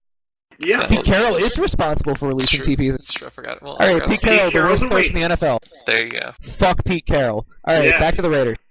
Terrell Pryor's going to be lit. The user Terrell Pryor's going to listen to this. Oh man. I think Derek Carr is going to get obliterated. He might do decent week one because it's the Not Jets, week but one, not against that. maybe not. No, maybe. I mean, if the I mean, they offensive could line pressure can't hold him up, out of it. They could The pressure They offensive him. line's never going to pressure him. I mean, the Yeah, the front offensive three line's is paper. amazing, but like throwing on Darren Walls and converted safety Antonio Allen. But it's still a rookie Who is he quarterback throwing to? with minimal first team reps. James Jones? who is bad. Like James Jones, Andre Rod Holmes, Strader, and Darius Moore, Daenerys Bryce Moore. Butler. Do you remember the last time that the Raiders gave a big free agent contract to a Packers receiver? That was also hilarious. Because Javon Ringer is a thing that exists. Oh, right. No, who was it? Blast Who was from it? the past. Not Ringer. Who was it? Javon somebody that. John Walker. No, Javon Walker. Javon Walker. Well, Javon Walker. That was. Do you remember? It's great. We both have the same guy, Javon. 6 years, $49 million for Javon Walker. Well, You know I what's like bad? Jackson. You said Packers receiver that the Raiders signed for too much money, and I immediately thought of Randy Moss. There's our point. What? Oh, I know. sir, I just posted an 8-part video series of Randy Moss. Well, excuse me, princess. And they traded. I wish more people would watch it. It's really nice. But yeah, I like Gabe Jackson. I do like Gabe Jackson a lot. Raiders, Yeah, Oh, dude, he just passed you the mic for your Mississippi State boy, and you're gonna leave him hanging like that? Gabe Jackson's really good, dude. He's animated. Well, he's really good. Oh, all right. I'm glad you have Yeah. an opinion. No, the only thing I have to say about the Raiders is I love that they were so far under the salary floor that they just bought every single shitty veteran they could this offseason. Not even good ones. I'm embarrassed. Guess where Justin Tuck is? Oakland. Oakland. Guess where James Jones is? Oakland. You can go down Al the list. Davis is watching from above. No, none of these guys are fast anymore. It's Well- been 5 years. Well, the clouds obscure his sunglasses. But yeah, the Raiders. Grease is running down to his dead little eyes. In the discussion for worst team in the NFL, I think we all agree on that. Yeah, I think the worst unfortunately, I love the Raiders. God, I wanted. They're the ones where I was hyping up the Jaguars despite their roster. I want the Raiders to be good despite their roster. God, me too. Remember when Al Davis gave Tommy Kelly an 8-year contract? Let them play 8 dirty. Let years for them. Tommy Kelly. Yeah. Are they still paying him? They might be. No, they're not anymore. No, Patriots just cut him. So. No, but they No, I they mean, were, is he still getting paid out from his contract? they were paying that's a him. good They were question. paying him until last year. Yeah, they were paying That's a him good until last year. question. I think not anymore, The Buccaneers were paying three I've always- head coaches and two offensive coordinators. The three head coaches and 3 offensive coordinators last year. Yep. I'm always Which is curious hysterical. because I always remember that the Magic are still paying Gilbert Arenas, and Remember that just Jeff makes me so Jagodzinski? happy. Do you remember Jeff Jagodzinski? That's the funny Unfortunately, thing. unfortunate. That was so fun. All right, moving on. Raiders are the worst team. Raiders are really bad. They're really bad. They're bad. That's all we need to say about the Raiders. AFC West. Who do you want in the AFC West? It's got to be quick. It's Broncos. Who do I want? Okay, I mean, the Broncos are going to win the division. Yes. I think the Chargers are a comfortable second and will take one of the wild cards for sure. I think the Chiefs fall out of the playoffs. I think Yeah, I the agree Chiefs with are all this year's version of your Colts last year. We said they have to regress, and I think that they don't actually have to regress. They go with the same record. Dude, I bet the over on the Colts last year. Don't look at me. Now, you said that the Colts are the natural candidate for obvious regression last They year. they were the natural candidate for Right. obvious regression, And I- and they and I disagree. did regress in every category. Except for wins. They were didn't they lose one win off last year? No, No, same record. No. 11-5, 11-5. 11-5, yeah. I Okay. think the Chiefs will do the same thing. I think 11-5, 11-5. I just think there's too much talent on the defense. I think they lost a lot of it. I mean, they have no cornerbacks whatsoever. I They forgot about that. they have no cornerbacks. Justin Houston's upset because they don't want to pay him. Tamba Ali's holding out, 31. He's not holding out, but he's disgruntled. That means something. Tamba think- Ali's 31. I think that means a lot, actually. They lost Brandon Albert. Eric Fisher is their only tackle on the roster that I've heard of because Donald Stevenson got hurt again. And I mean, he Right. was bad and their starter. So Right. They lost Asamoah as well, who they just decided wasn't worth paying anything to. I still think the Chiefs are fine. I think they'll probably go 11-5 again. They have plenty of talent. I think their talent last year on a last place schedule was really, really strong.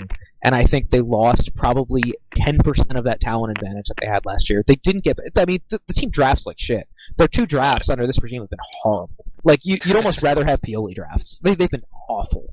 Like, Travis Kelce looks like the only real player they've gotten in 2 years, and he was hurt all last year. Well, it's a little early to be judging this year's draft. They were. Let's be real. They made bad picks. They made bad decisions. Yes, they did. I don't believe in this. I think they're gonna go 7-9, maybe 6-10. I don't believe. I think 8-8, but I mean, because I still think there's a lot of talent on that team. I still think that talent's enough to overtake a lot of the people that they're going to be playing. But I I didn't really trust a team to 11-5 last year. I'm a little bit shocked that they got that far. I think everybody was shocked.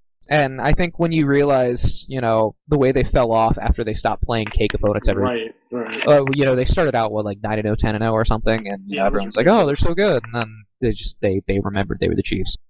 But every other team in the AFC is garbage, so they'll still probably end up with a winning record. they could. I think there's enough 8-8 caliber teams in the AFC to push down the ones that have bad schedules. I would say, if you're giving me the option right now, 1-1, are the Chiefs going to be in the playoffs? I'm saying no. I don't see it.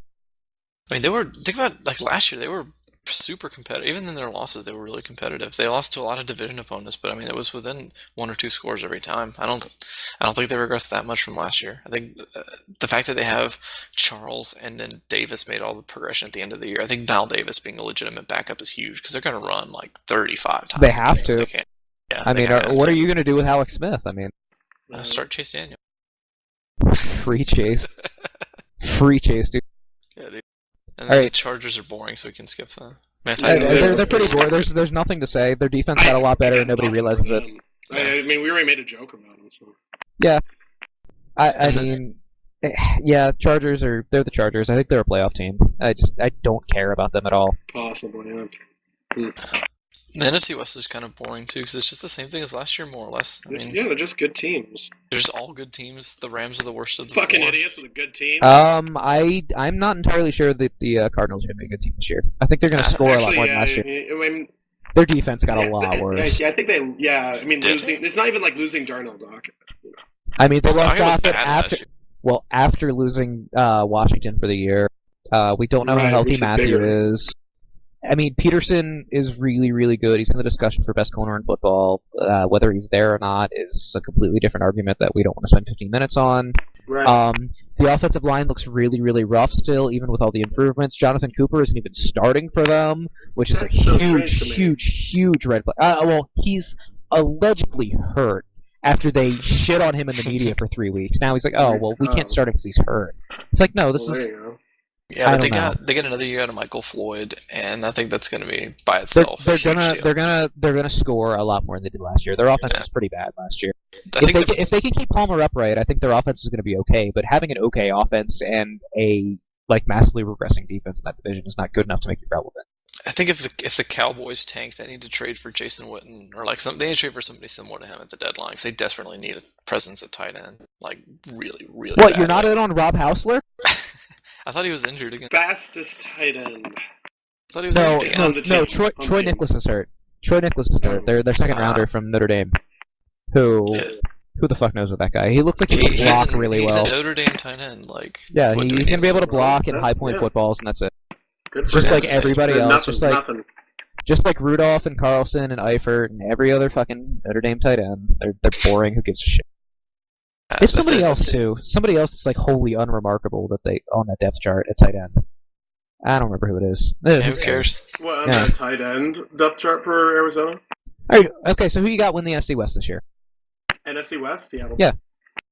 San Francisco. What changes? San Francisco for me. San Francisco as well. San Francisco. Okay. I mean that's totally fine. It's gonna be close. I mean, really Seattle.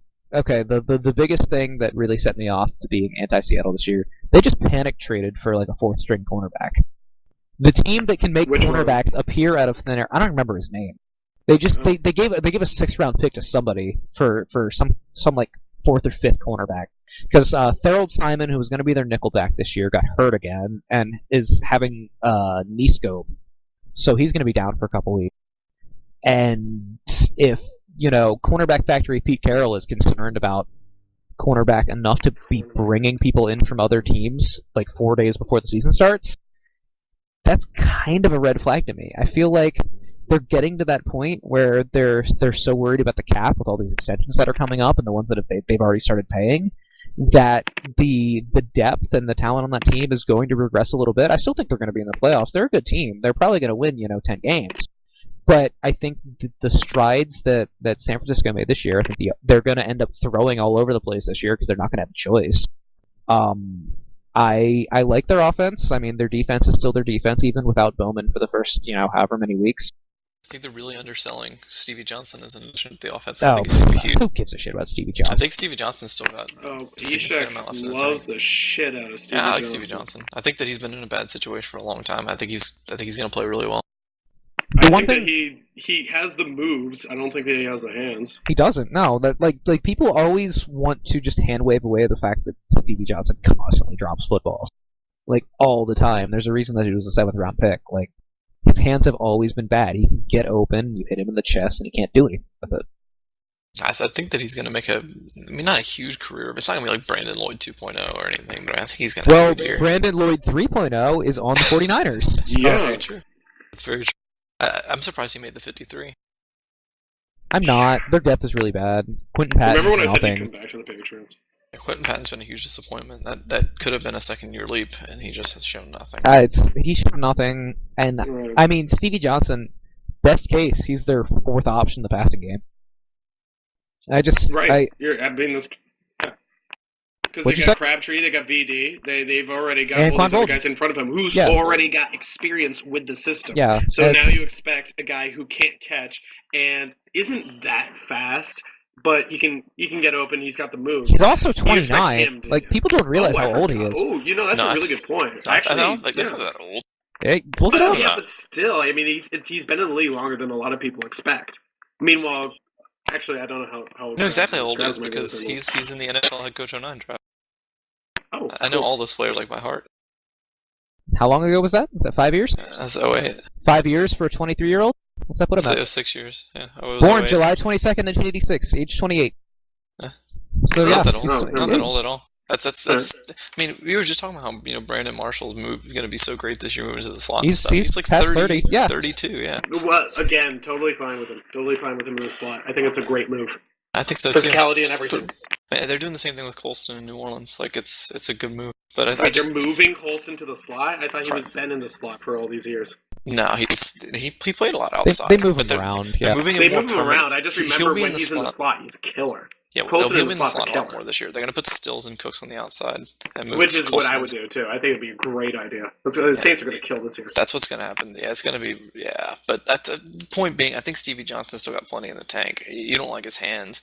Oh, like, whatever. There's a surprising amount of receivers. Whatever. behind He him. doesn't need hands. Yeah. No, I mean, forget it. gives a he had multiple 1,000-yard seasons with no hands, so I think he's got plenty. Yeah, left to who was contribute. around him to catch passes? Norman Roosevelt. Oh my God, Norman Roosevelt. That's where we go. You're They're forgetting Norman Scott. Roosevelt, dude. Are you already forgetting about Scott Chandler?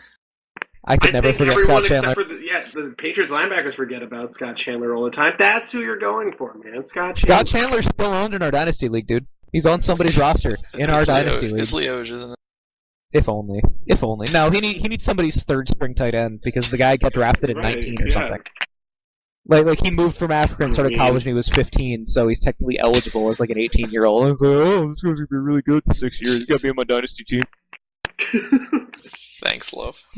Thank you. Evan. Virgil Green's here. That's good. Do we have anything to say about the Rams? I like the defensive line still. Well, how can you the not? fact Their that defensive they- line is incredible. The fact that they cut Michael Sam for an undrafted free agent who is like objectively terrible is That ridiculous. that undrafted free agent had the #1 PFF grade through the Did he preseason. really? Yes, of any By defensive like a end. really Yeah, high he was really good. He was really good. Like that was I actually seriously completely consider justified. watching him again because it wasn't just pass rushing, although he was great rushing the passer. He was great against the run too. Ethan Westbrook's had a really good preseason.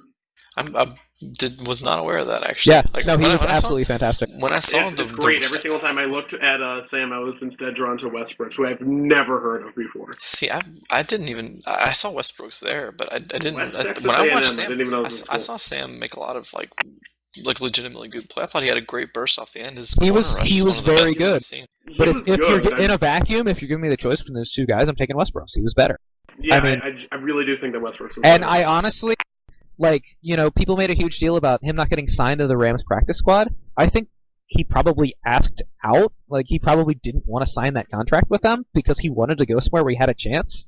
He was Westbrook's already on going to be practice And the you he have was to already stand going to be the now. 9th defensive lineman if he made the team, and now you're behind Exactly. somebody else too. Like the Westbrook didn't Cowboys make are the team. best He's on landing place practice for him. squad. Westbrook's on Yeah, practice squad, exactly. Yeah. Westbrook's on the 53. Oh, is he? Man, Yeah, Westbrook's on the I thought he was on I thought he was on the practice squad. Yeah. I might be wrong. It says, But either way, it it's says not earning a important. spot on the 53 member active squad. So. Yeah. Either way, not important. The point being, they have a dickload of defensive line depth. They're fantastic there, and they're pretty much weak everywhere else, unless Alec Ogletree finally becomes a world beater. And I say finally about a guy that is in his second year, but I think Janoris and True Johnson is a very good corner pairing. I'm not big on True Johnson. I like Janoris a lot. I'm the one who was big on True Johnson. I'll eat my hat on that one. I guess I was wrong about True Johnson. I think he's still got room to develop. I mean, he was always going to be a really raw I prospect. don't know about room to develop. I mean, this has got to be his year. Otherwise, he is what everyone else thought he was. I thought True Johnson was a guy who, you take from corner and put at safety, but I think he's got really poor instincts when I've watched him play corner, and that's my big issue with him. Yeah. I think if they play this bump and run Seattle crap, they would do just fine because Jenkins is against the rules now. It's athletic. Yeah, you can't do that. Except they're still doing it anyway. They're one of the least penalized teams in the preseason. I think they were the least actually. I gotta go. I actually have to go to a party. You guys keep on talking. Yeah, we'll hit the final 3 divisions. You have fun with your 3Ds, dude. We can always pick it up. We can pick it up next time. Well, there's not going to be a next time. It's us. We need to finish now. We have 2 divisions we're powering through. Tonight for you guys, all right? You got to go.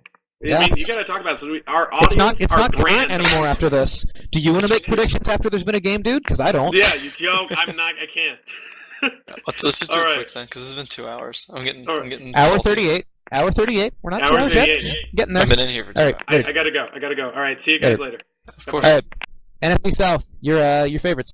It's got to be the Saints. I mean, even objectively, the Saints are just much better than any other team in the division. I mean, the Panthers are fine, but they. I'm not a big fan of the Panthers this year. I think the Cam Newton rib injury is a really big deal. I think people are making a big deal out of Kelvin Benjamin in the preseason. He's not going to be able to be that effective on game day.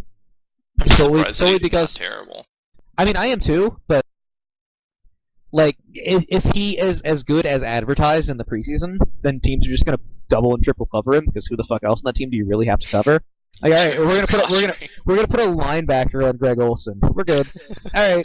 Jericho Cotchery took 10 touchdowns last year. Yeah. You forgot that, didn't you? No, I didn't. I brought it up earlier. 10 touchdowns. Yeah. Jericho Cotchery did work because he had based Antonio Brown clearing the way for him. He put on Heath Miller. Hello. Well, once Heath Miller got healthy, he wasn't healthy to start the year. No, he had no one covering him, so that it could free up more people for Antonio Brown. It's. No, I think the Falcons are going to be a lot better. I think they're a dumpster fire this year. I think their defense got worse.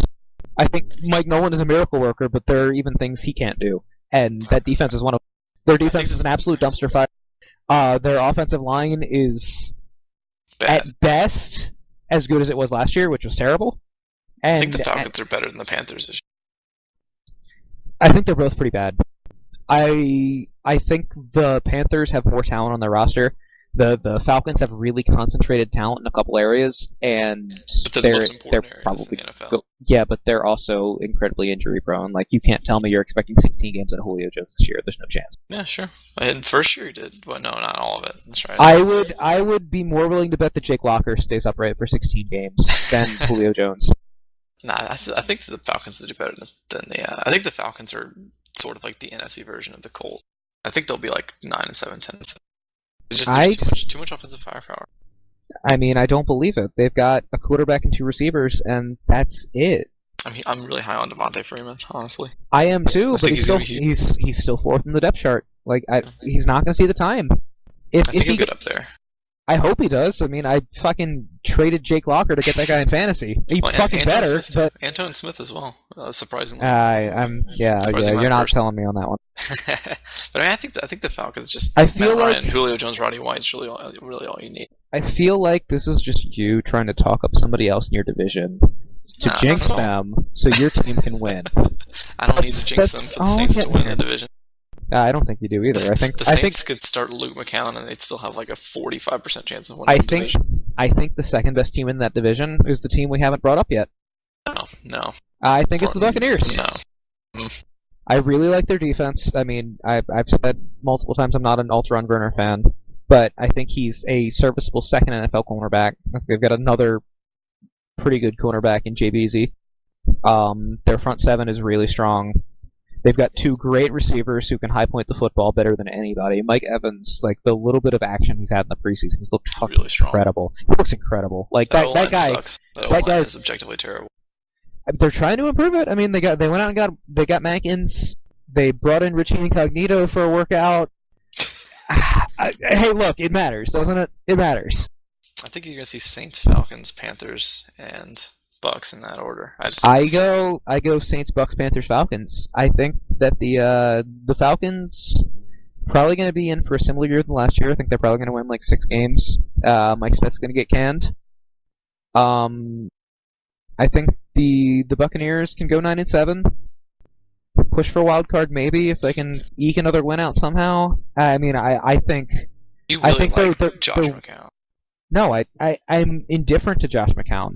I don't think it matters for them because their team is set up in a way that they can just have a quarterback like Josh McCown who throws jump balls and succeed. I mean, you're in on Doug Martin again, right? Oh yeah, I love Doug Martin. I mean, he's looked Mike great. Evans is he's too young to be. He's Alshon Jeffrey year 1, not Alshon Jeffrey year 2. And you remember how that went. Yeah, I remember Alshon Jeffrey missed like 6 weeks with a broken bone in his hand his rookie year. Even like when he was healthy, he ran bad routes and he had poor hands. Have you been watching Mike Evans this preseason? Because I have. He's looked good. He's looked really good.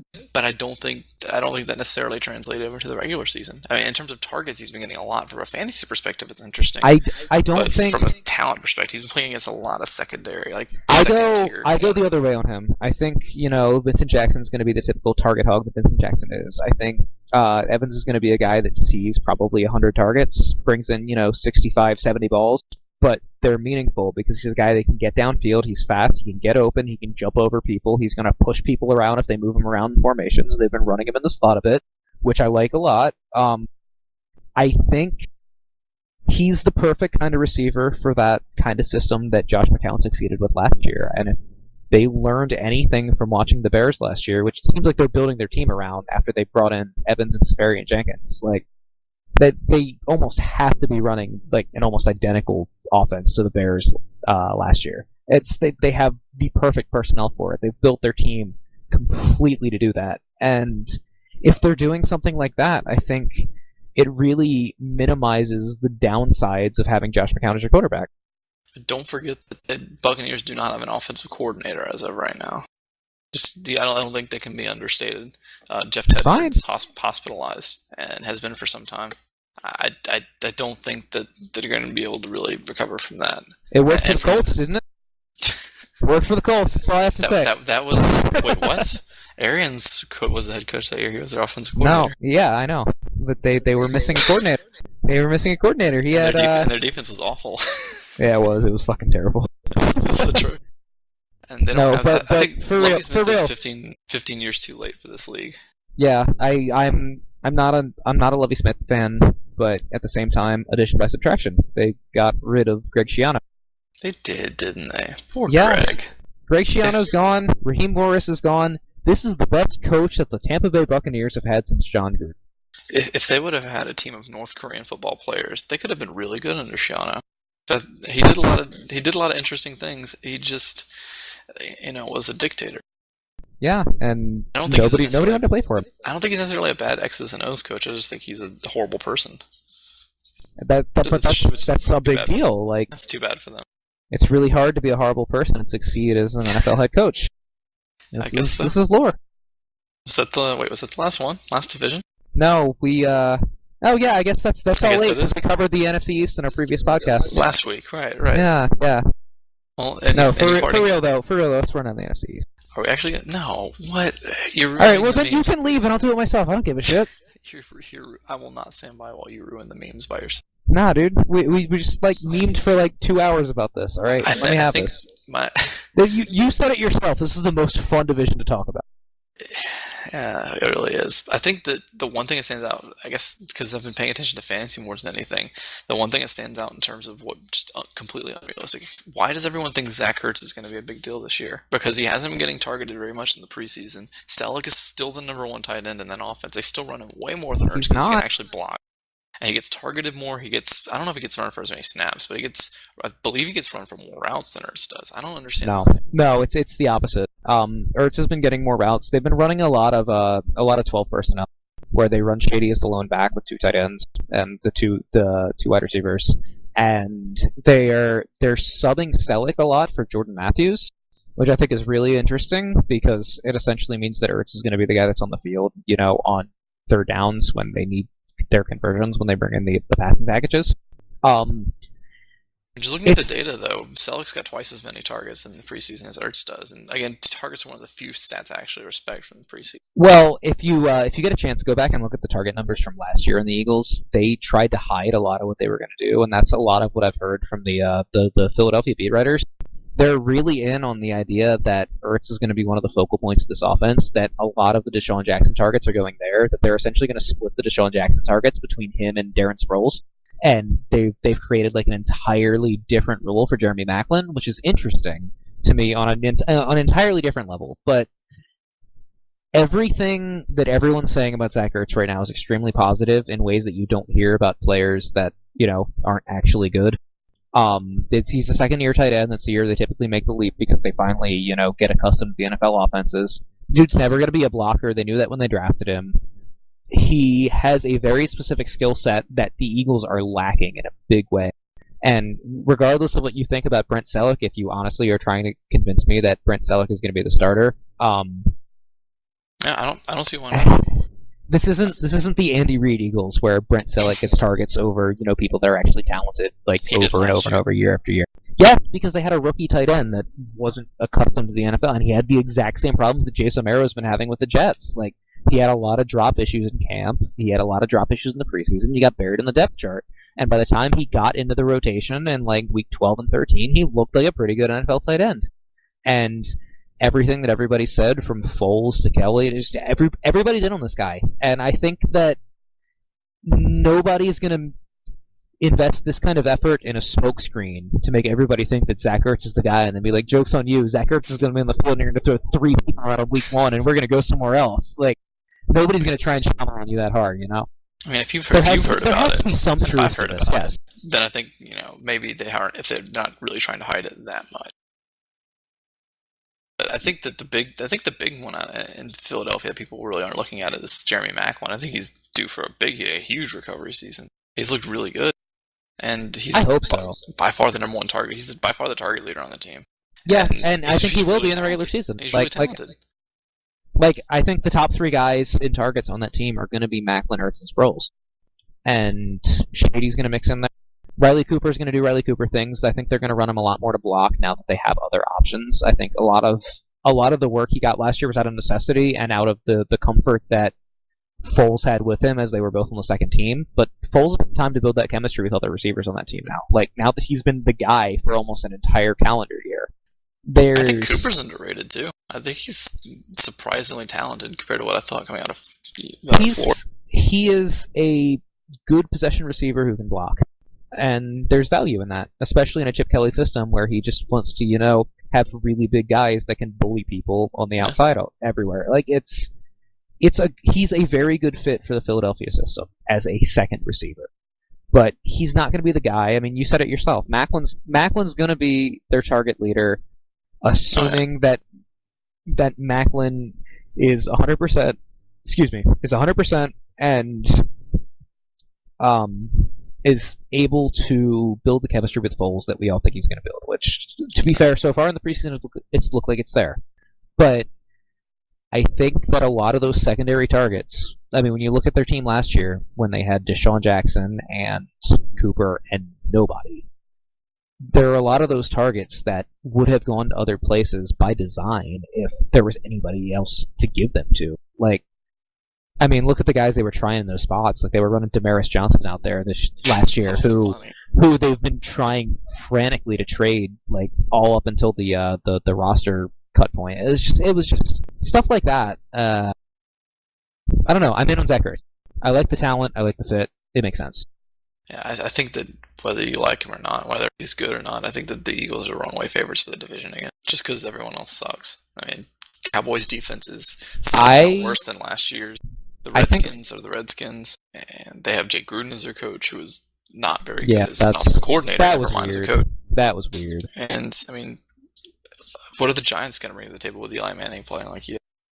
If he's playing like he is, nothing. You're absolutely right. I think I had this year as a big bounce back year for the Giants. Like before training camp and all that started, I thought the Giants were going to win this division for sure. But as I look around the division, you've got a bunch of teams that like to score a lot of points and can't play defense, similar to the NFC North, except like 6/10 as good on offense. All of these teams, just like look down their rosters, they're not quality football teams. Even the Eagles, like their defense is horrible. It just doesn't matter. It's not as bad as the Cowboys. Literally. This is my argument in favor of somebody that's not the Eagles winning this division. The Eagles are playing a first place schedule. They all have to play the NFC West this year. The Eagles also get the Packers and the Panthers. It's Panthers on the it's Packers at Lambeau, Panthers at home. So say hypothetically they're non-division games. You've got 4 against the NFC East or the NFC West rather. All right. They can win what? 2 of those games at best. So you're two looking. or 3, yeah. I don't Three think they would be can win 3 of generous. those games. 3 is generous, but 2 for sure. I think they can. So let's take 2 and 2 there. They're going to split between the Panthers and the Packers. They'll beat the Panthers at home. They'll lose to the Packers on the road. Fair to say? I think they have a good shot against Packers, but yeah, it's fair. So then you've got their other division. I think they play the AFC South, which they probably go 3-1. 3-1. If So not 4 now. I mean, truthfully, I think they're going to go 1-3 against the NFC West. But for the sake of argument, let's say 2 and 2. So then you've got a team that's at what 6-4 with their division games left. They could sweep the division easily. Have you ever seen an NFC East team sweep the division when they're all this close in talent level? Like, Yeah, the Eagles last year were clearly the most talented team in the NFC East, and they needed a botched Kyle Orton 2-point conversion week 17 against the Cowboys to win the division, and you're telling me they're the runaway favorites? Like, yeah, because everyone else got worse, and the Eagles got slightly better. Redskins got slightly better. Giants, who the fuck knows? I think Cowboys defense got worse, offensive line got better, and they're healthier than they were last year, which is somehow possible. I don't even fucking know, but they're somehow healthier than they were last year. I mean, no, what? Sean Lee's going? I mean, no. Sean Lee was going last year too. That's a lie. Their corners are all injured or suspended. Like their Or depth Morris is Claiborne.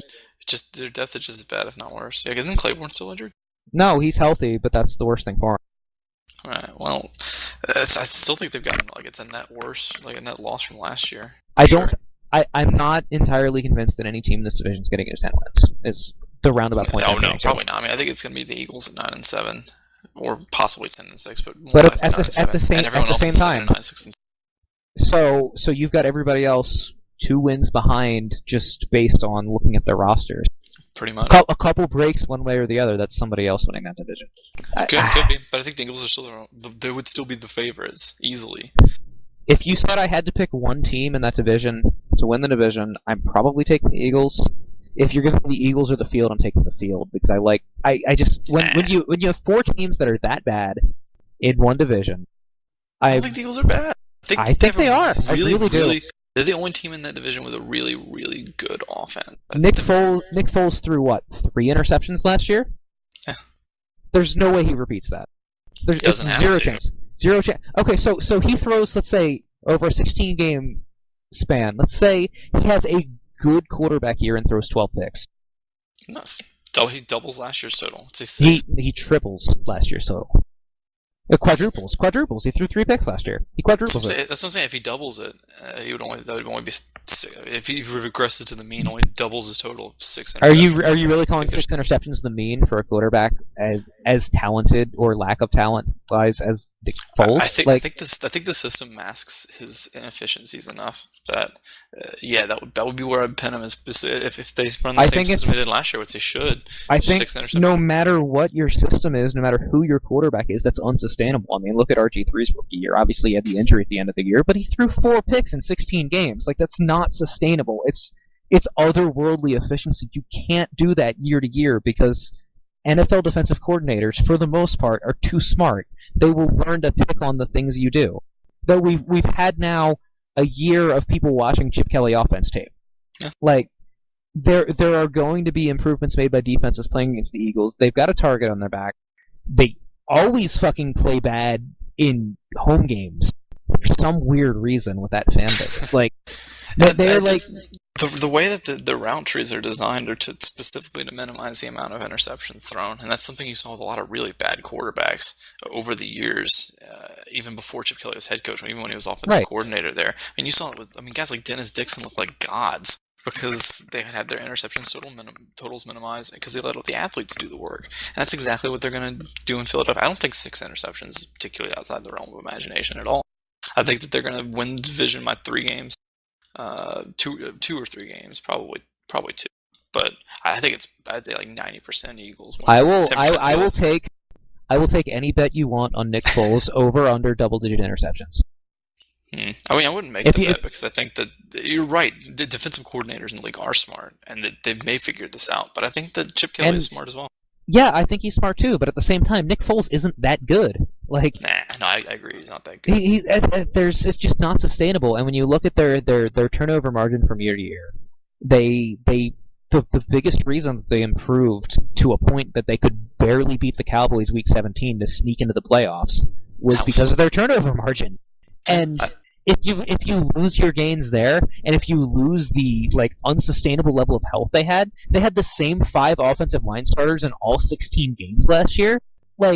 That's unprecedented. They're already without that this year because Lane Johnson's suspended for roids or Molly or whatever the fuck he's doing. But I'm excited to see it. I think it'll be really interesting to see how the league reacts to Chip Kelly's offense because people were saying, "Oh, it's just a gimmick and it won't work," but it really did. It worked. It's not even a gimmick. It's just very smart football concepts. I think the parts that people thought were gimmicky, never actually came into the offense.